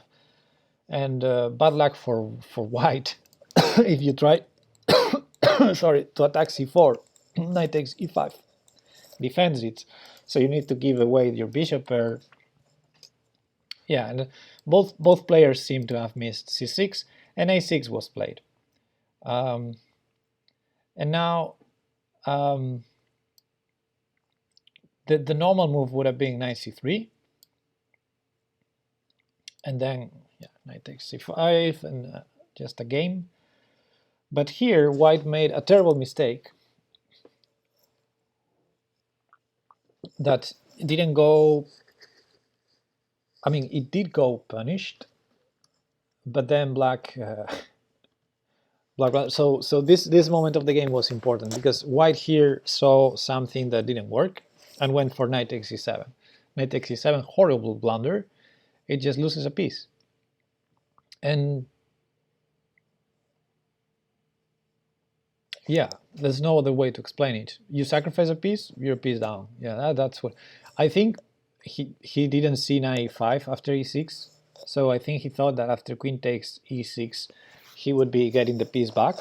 But of course here black has knight e5, which black saw, so black's a piece up. Now let's see how black gave it back, the piece, because this game ended up in a draw, which is funny. So takes on f7, queen takes, rook c1. Position is completely winning for black. Black is a full piece up and even has a better position, except maybe the king safety. I don't know in the long term, because right now it's surrounded by pieces and it's perfectly safe. Black is completely winning here. And queen d6 attacking this knight on e5. And again, the topic of today is tactical mistakes happening because you think you have a clever move. You do this intermediate move. The intermediate move doesn't work. Sometimes chess is very simple. If they're attacking a piece, you just save the piece, and especially when you're a piece up. I don't know why people complicate themselves so much when they have an advantage. I would just trade it all. Like, okay, of course not always, but here, yeah, the knight is attacked, just save it. I mean, knight c6 would have been my choice in particular, because not only the knight is attacked, but also b7 is attacked, and also if you move the knight, you unleash the attack on b2. So knight c6 is like the most natural move to me. But black played rook a d8, which, okay, also makes some sense, because that rook is better there than on a8 in general, and also noting that bishop takes b7 is a possibility, although the queen is defending b7. But the queen is defending e6 too. Okay, tactics are happening, and black decided to do an intermediate move here. Okay, now queen c5. And now,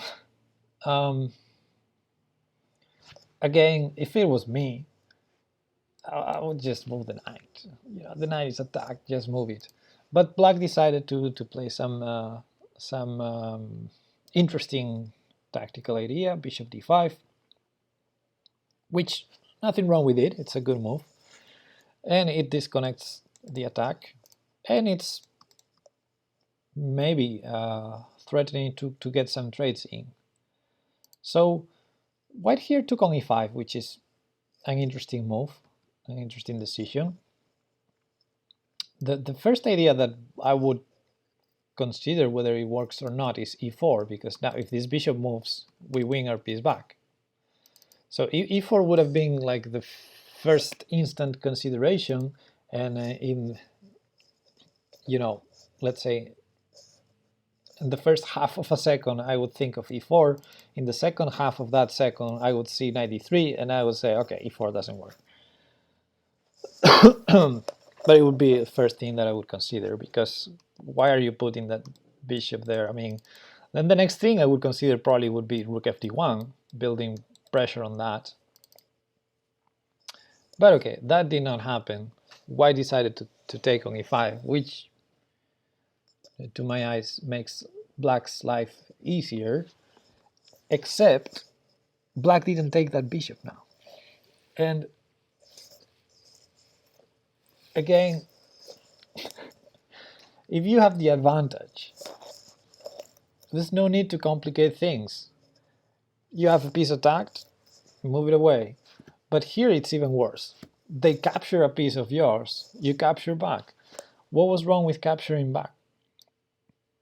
I guess he thought, you know, about what we just saw, that now if e4, we no longer have 93. That's my guess, that he thought that. And here, if we move this bishop, we lose this other bishop. Unfortunately for white, this attack that the queen has, this line, it's not stable, because a queen is a queen. You cannot lose a queen. So if they play b6, you can no longer keep that attack. You have to move your queen, and then black saves the material. Just moves this bishop anywhere, and the other bishop is safe. So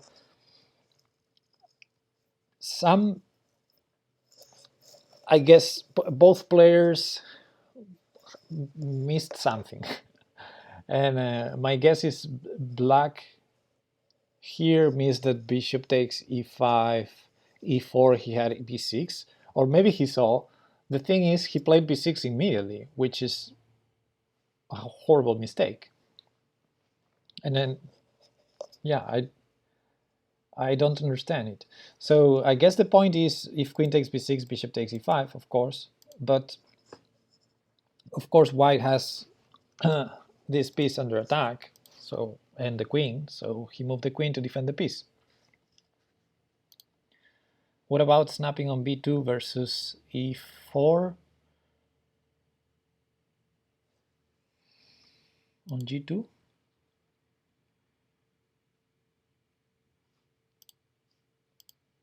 Versus bishop takes e5, but then the bishop is defended on e5 again.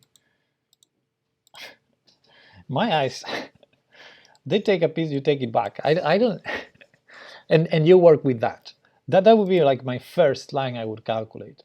So if I ever see b6, which was played in the game, I would have seen it first in this position, and it's completely winning.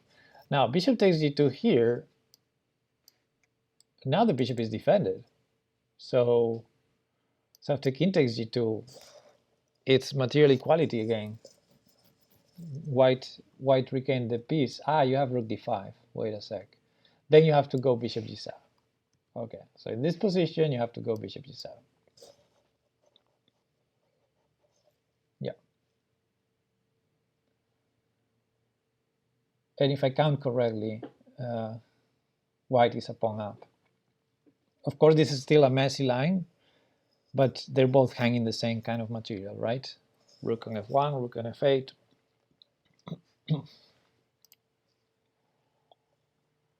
Seems needlessly complicated. For black, indeed, yeah. That's the thing. This is the kind of thing white should be going for. Complications, a mess, because white was a piece down.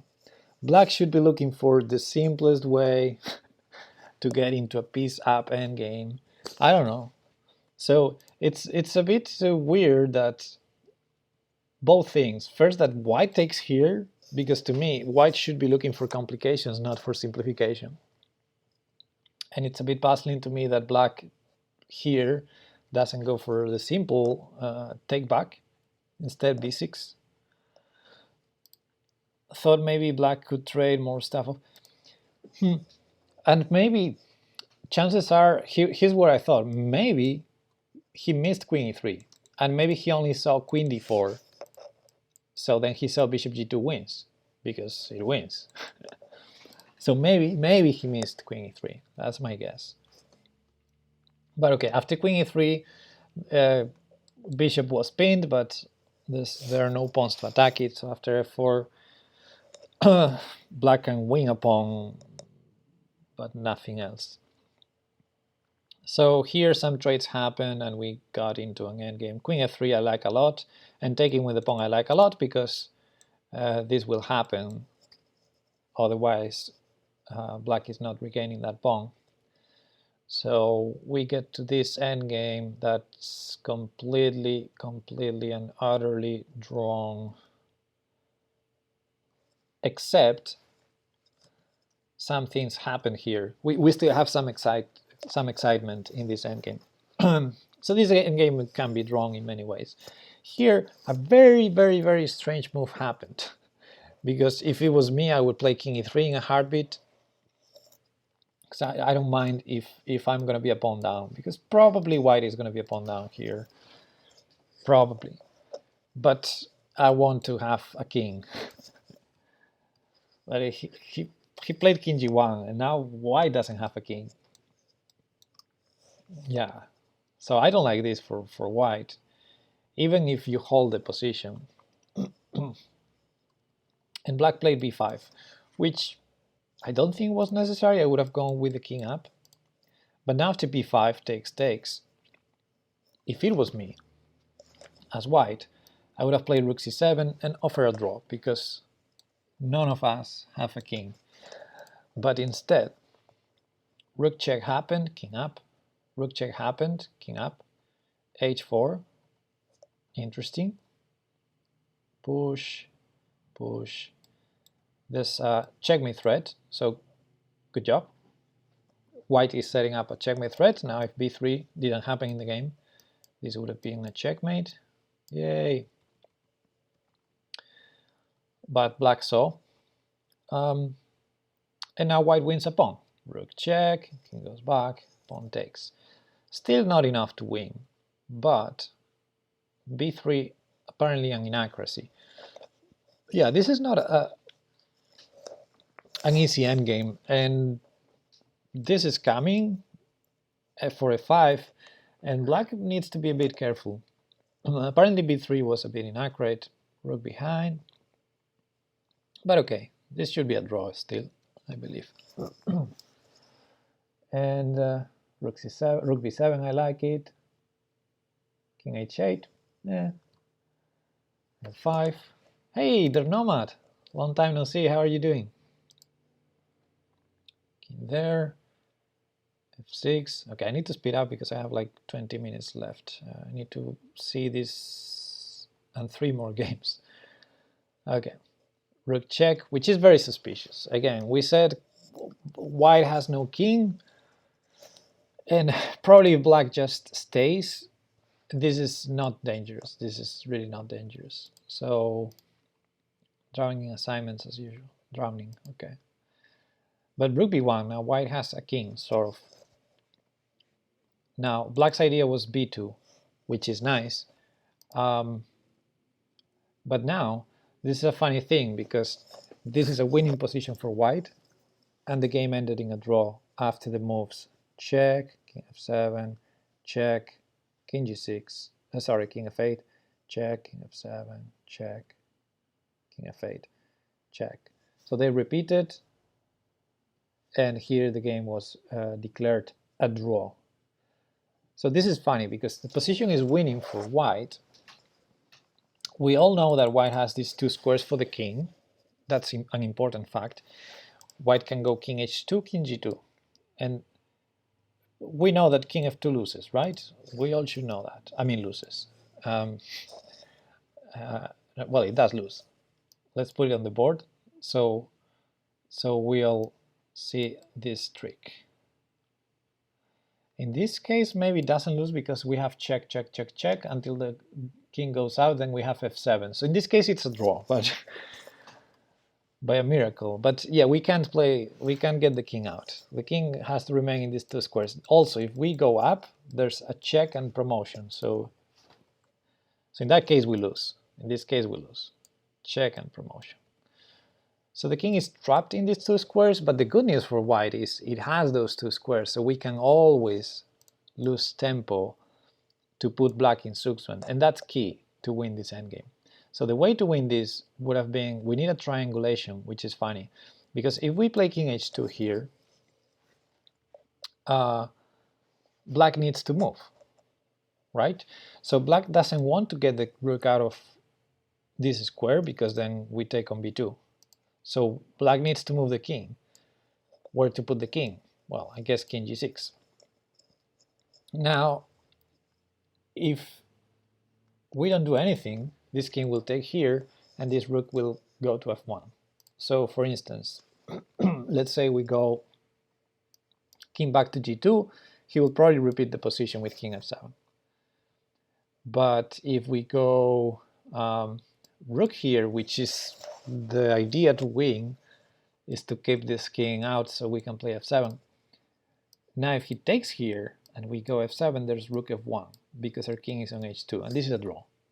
This is just a draw. So we need to get to this position, but with the king on g2. So that's where the triangulation comes into place. So for instance, here, instead of king h2, I would play rook somewhere. Let's say rook b6. I mean, anything can work really. b4, b5. Just not check. Just not check. Rook b6. And the point is, if king g6, we go rook here. Now our king is on g2, so that line would be winning. And otherwise, if not king g6, well, he can try king back. And then we do, what do we do here? Trying to triangulate there.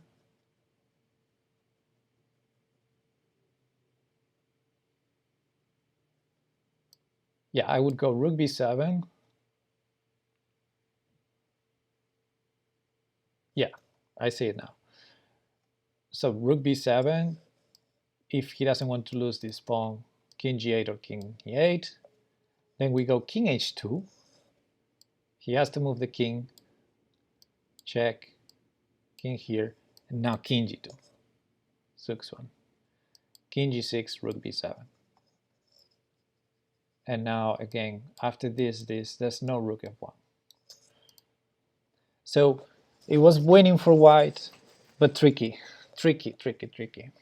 Okay, let's move up to Pulsar's game. I'm gonna do this one very fast because there was just one mistake in the game, and it was playing too fast.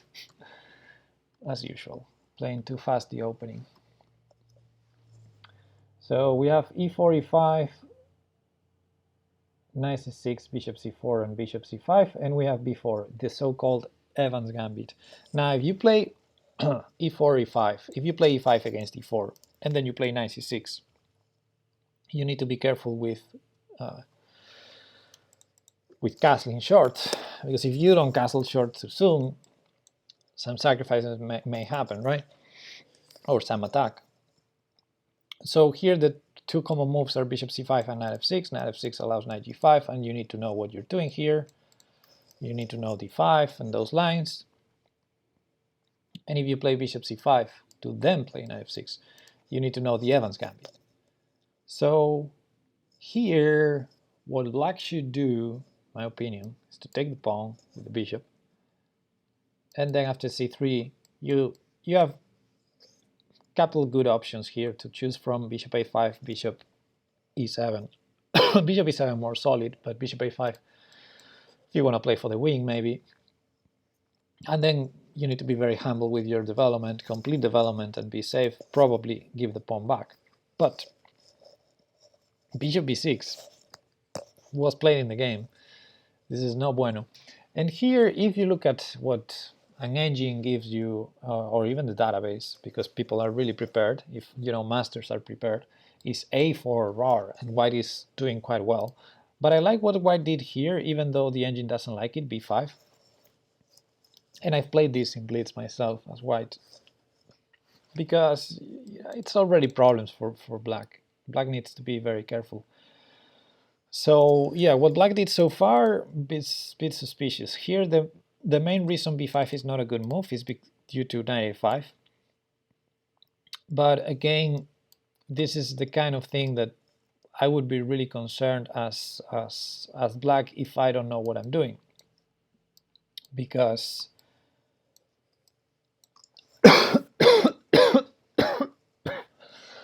for instance, the only move here for black is d6, and it's such a mess already. d6, bishop h6, d takes e5, that's the main line. And that's the kind of thing you really want to be prepared if you're gonna play on the board. So I like what Pulsar did here, actually, knight d4, which, yeah, it's maybe not the best move, but it's a good way to get some trades in. And it's using the fact that, well, in the game, knight takes d4 was played, which I think is a good move. But knight takes e5 would be a bad move due to d5. And that's funny, because now if they take here, queen g5, suddenly everything's hanging for white. And if bishop takes, renewing the threat on f7, also queen g5. The point is, after a move like this is a lot of problems for white.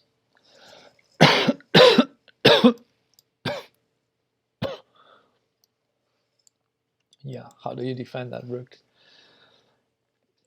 I want to show this. This is probably well known, this checkmate. So yeah, and if you don't want to allow that checkmate, you have to give up the queen. Chances are knight takes it2 also wins. So that's just a disaster for white. So I like knight d4 a lot, because you at least get some trades in. Bishop takes e3, bishop back, d4, takes, knight e7, here. And I think suddenly black is doing fine. Trading to play d5. And positionally speaking, black is close to equality, right? Yeah, knight b6, I don't like it. Here I would consider a developing move. It feels like white is threatening bishop h6, but we always have queen f6, so that's no problem. And I would probably, yeah, just develop. Knight b6, it looks like, okay, we win a tempo, but in actual fact the bishop is doing the same it was doing, and now this knight has no good moves. So, and now bishop b6 is not as appealing because bishop takes e6. So yeah, knight b6, I don't quite like it. And I think the reason he played knight b6, or she, is to take on d4, which is an even worse idea, because now queen takes d4 was played. And by the way, 50 minutes on the clock, 50:19 and 49:18, so exactly 1 minute spent to take here. And this is the kind of move I would not play if I didn't know this position before, or I didn't spend here, let's say,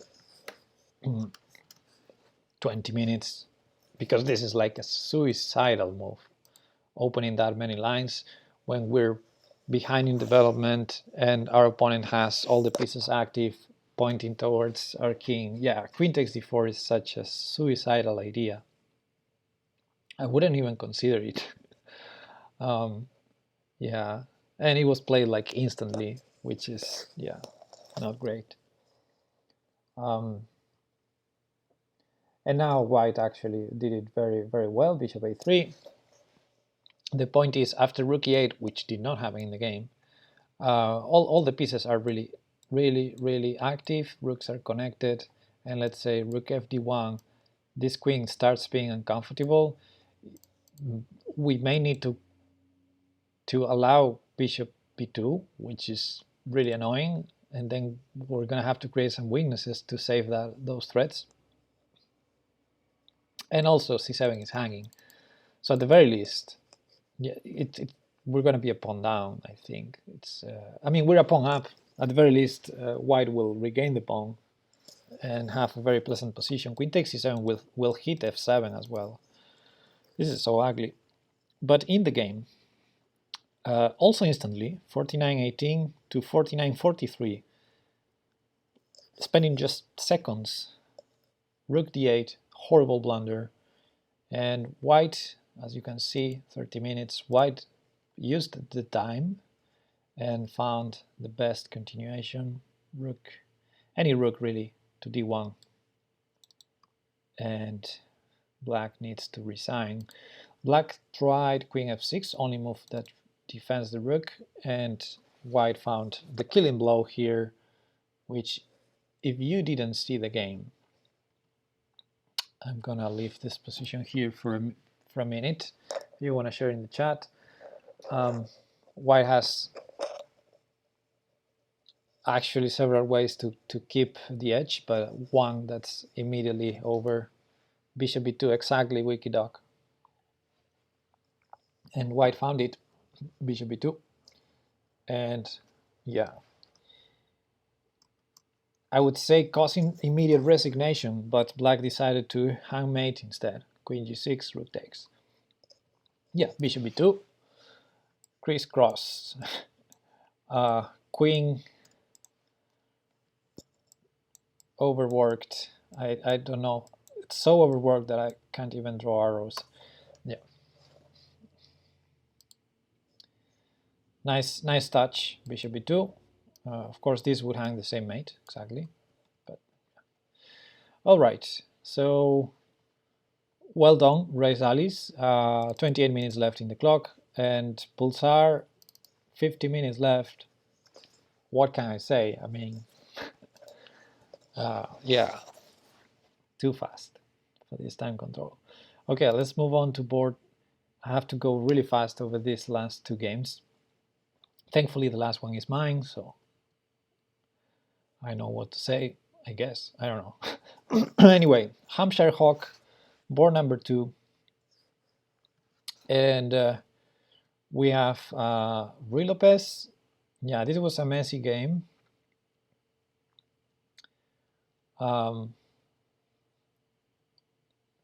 With a4, yeah. This is kind of popular nowadays, the lines with a4. And d5. I think d5, I think he said in the chat, he didn't believe d5 in this kind of position. Yeah, d5. Of course, the Marshall could happen in the lines with c3, right? c3, d5, when you can grab the pawn as white.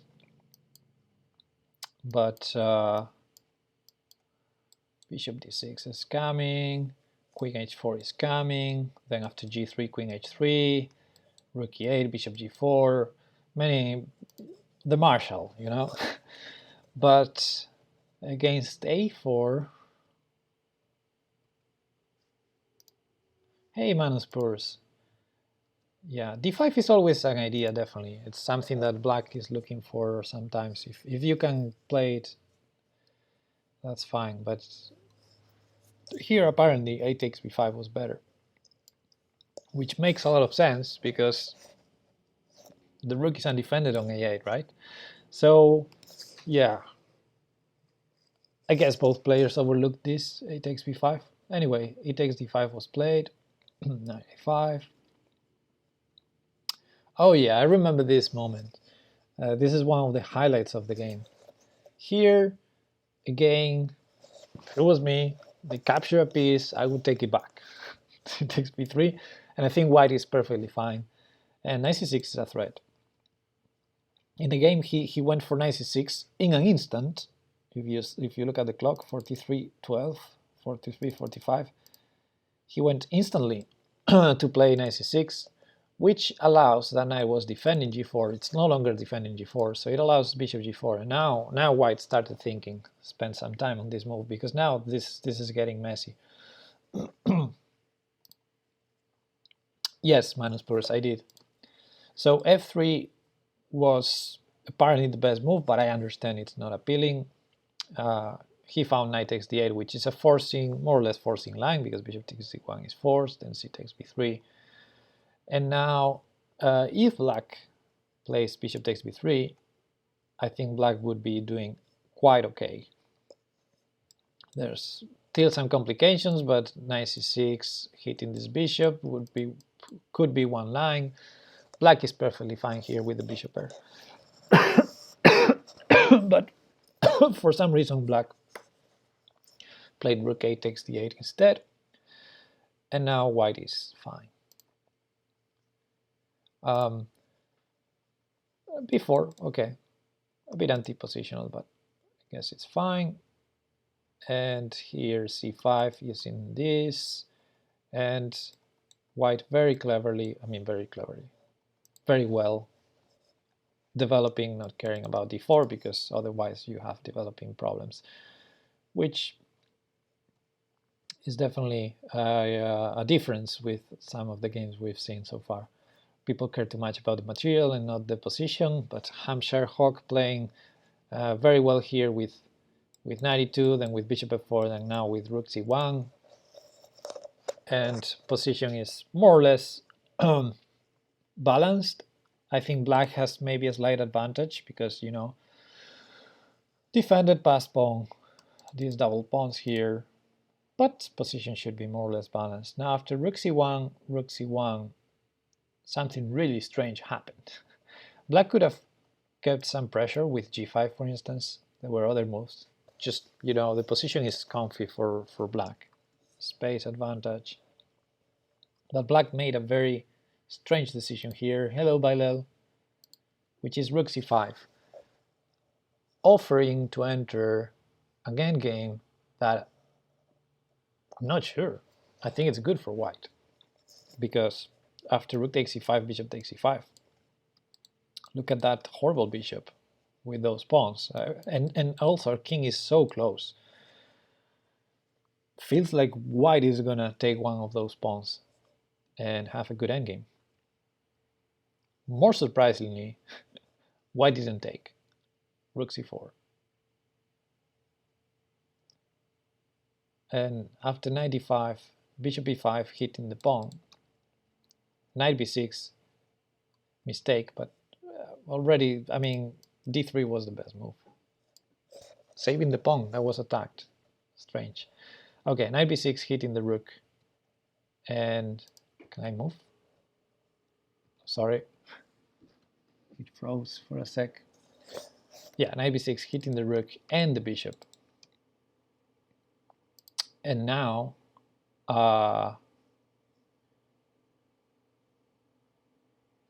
very strange moment, because we just played bishop e5 to attack the pawn on d4. So why not take the pawn? This was just a free pawn that white could have taken, because c4 is defended very well. We attack the rook, so knight takes c4 doesn't work. Bishop takes c5 hitting the bishop. We could just grab a pawn and have a pleasant endgame there. But he traded now, allowing the defense of d4. So, okay, some suspicious things happened there, but in the end, white managed to win thanks to the better ending that he has, really. The king is coming. And yeah, I really like this move, even though the engine hates it. Bishop takes b6. I think the endgame is so pleasant. I think it was a very good decision by white. The engine says a5, you're winning. But I like this because the endgame is horrible for this bishop. Knight c6. Yeah, f3 a little suspicious, but I don't have time to explain it all. I wouldn't go for pawn trades as white, but okay. Yeah, this was another moment where knight takes d4. Why not king e4? I mean, you're gonna take it anyway, and you never allow king e5. But okay, I guess it's very enjoyable with the knight versus that terrible bishop. He maneuvered very well here, by the way. If we get rid of this, and this is a pass pawn, it's game over. c4.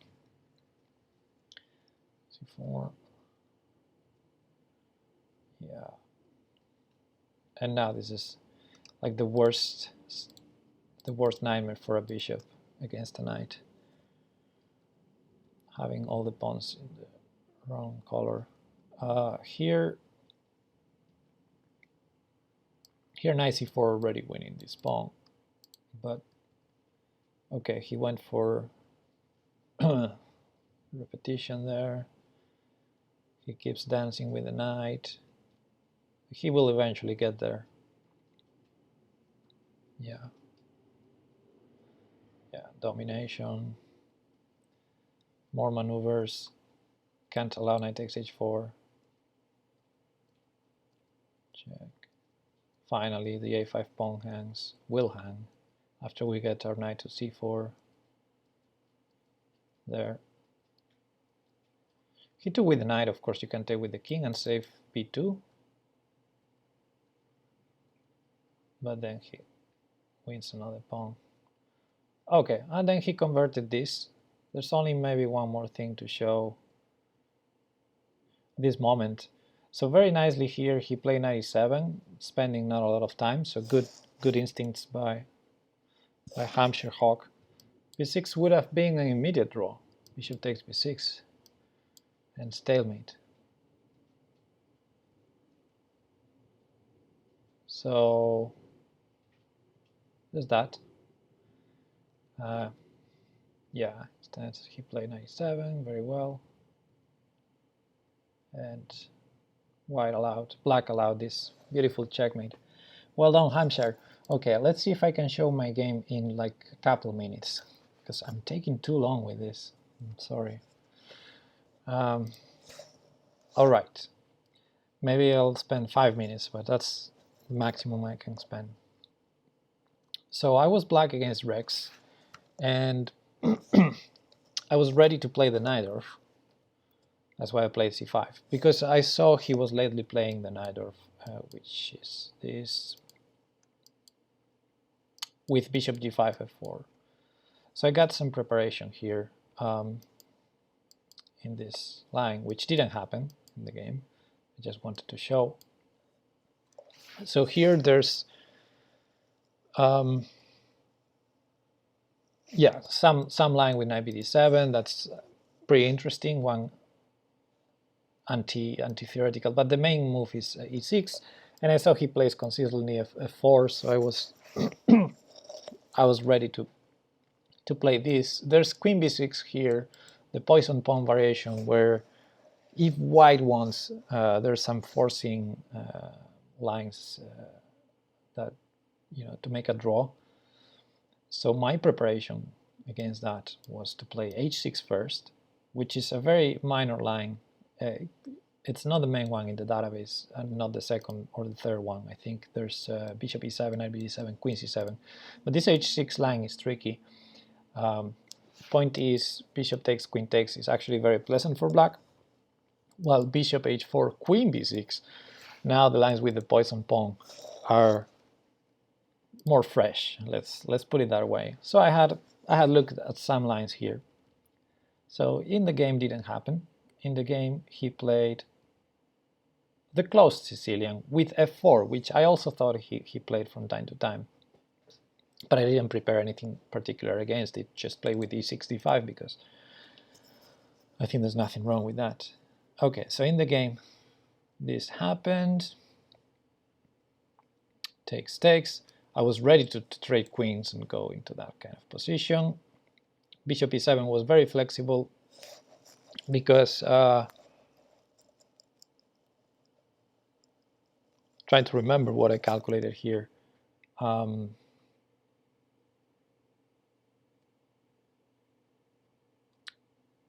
dun, dun, dun. Graph makes it look a perfect game. Yeah, actually, Stockfish said I made no mistakes. You know, the graph still shows some inaccuracies, but I think some moves were better than others. Yeah, and Stockfish has some suggestions that are not really human. So I'm actually glad with my game. Here there's only one game in the database, and it went knight f6. But yeah, other than bishop e7, I thought. Yeah, I remember now. Bishop e3 was annoyed me. So knight c6, bishop e3. There's nothing wrong with this, I think. I think I have to play b6, although then I reasoned that I could maybe develop, because if he takes on c5 and I trade, he has some issues on this undefended pawns. So sometimes I have queen d6, sometimes I have queen d5. But anyway, knight c6 wasn't as flexible as bishop e7, because now bishop e7, bishop e3, I can choose, instead of b6, I can choose to go queen c7 and then knight d7. Or what was the other idea I had here that seems flexible? And there's other benefits to start with bishop e7. I'm closer to castling, and I'm closer to playing knight f6 without having to consider whether I have to take with the g pawn. So yeah, it looked more flexible, so I liked bishop e7. Which in the game bishop e3 didn't happen. Knight f3, now knight f6. I want to trade. He doesn't want to trade. Castle, castle, knight c6. Whoa. Okay, sorry about that. So yeah, so b6, queen f2, b6. And here, when I was saying, oh, because I have the video, I need to upload the video of the game. I have a recording of the game, and here I was explaining, well, I also explained in the chat. I was explaining, okay, 95 is not a... One thing I liked about b6 is that it prevented 95, because my alternative, you know, I need to do something about c5. And my alternative, although knight takes e4 looked playable, but then I was a bit... I wasn't sure about my queen on d7, because he's going to use the d file soon with rooks. So here basically it was between knight d4 and b6. And knight d4 had the problem knight e5. Then after queen c7, c3, that's why I play queen c7 to defend c5, knight f5. And here I thought, and I said in the chat, I'm not sure, because this knight on e5 looks really strong. I can't really get it out from here. And this is funny, I said, and not yet, but at some point g4 may happen, and it's going to be annoying for this knight on f5. And then after the game, I thought, oh wait, g4 is actually a move already here. And it's actually very uncomfortable already. I guess the engine is not impressed. The engine says black is completely fine after knight takes e4, but to me it was really annoying to say, this is such a good knight on e5, this is such an exposed, unstable knight on f5. And I forgot, I really miscalculated in the game, although of course once I discarded the line, I didn't give much thought to it, but I really didn't see the knight is supporting g4 now. But it was already very annoying on e5, so I didn't like this line. I wanted to keep this knight here, and I said, okay, if I defend it with the pawn, I'm preventing knight e5, because now if knight e5, I trade on e5, I trade on e4, and I have such a pleasant endgame. And as I was saying that, he played knight e5. So like, all right, knight takes, and look at this. I mean, it's so pleasant, right? Of course, my bishop is not great, but if I mean, I could play c4 like at any point, but here I thought this is the best move of the game, queen d4. No, just kidding. Maybe it's not the best. Actually, the engine doesn't like it, but I think it's, from a practical standpoint, it's like very easy endgame after queen d4. So the engine wanted queen a4, which I also thought about. Yeah, here there were like many candidate moves: queen b7, queen c6, queen a4. The one I played, queen d4, c4 was a candidate move as well. Rook a d8. So many interesting options. But queen d4 is so simple, because bishop e3 just hangs something, right? Everything's hanging. e4, d4, sorry, e4, e5, and b2. So he can't avoid the queen trade, and I have such a pleasant endgame. So it was very smooth from this point, actually. Also, I liked, you know, the open file against that weakness on c2. So bishop d2, rook there, and c3 was, I guess, a good attempt. Queen d4 taking all hope away from white. Yeah, that's my kind of move. That's my kind of move. I don't like complications when I feel I have a good position. And here, the engine prefers d takes c3 first, which I'm not 100% sure what's the difference with the game. I think it would transpose to something similar to the game. But I felt bishop c5 was nice because, you know, king h1 only move, and then rook fd8. I mean, I like this better than what the engine says. I don't know, it feels pretty straightforward. And now after rook f3, which is d takes c3 and bishop d4, I really like this a lot. And actually it was so smooth that he resigned like in 3 or 4 moves from this point. Rook there, rook c7, and now he's hanging at least a pawn. There's no way to defend everything. Here takes, this is hanging, there g6. This was an interesting moment. This was like the last thought I did for a couple minutes, because h6, there was this check, this, and if king g6 to defend that, there was rook g3 check and repeat. So at this point I wasn't sure.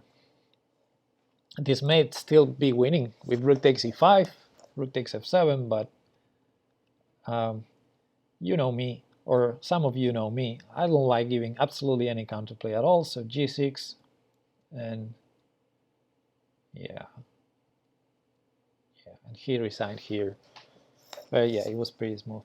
So okay, I really have to go. But it was yeah, it was an interesting round. I brought some positions from other games that I will show. I will do a video for that, and I'll upload it to YouTube, because right now I can't. Yeah, I don't have more time. But yeah, those were the games of the round. That was round 2, and this is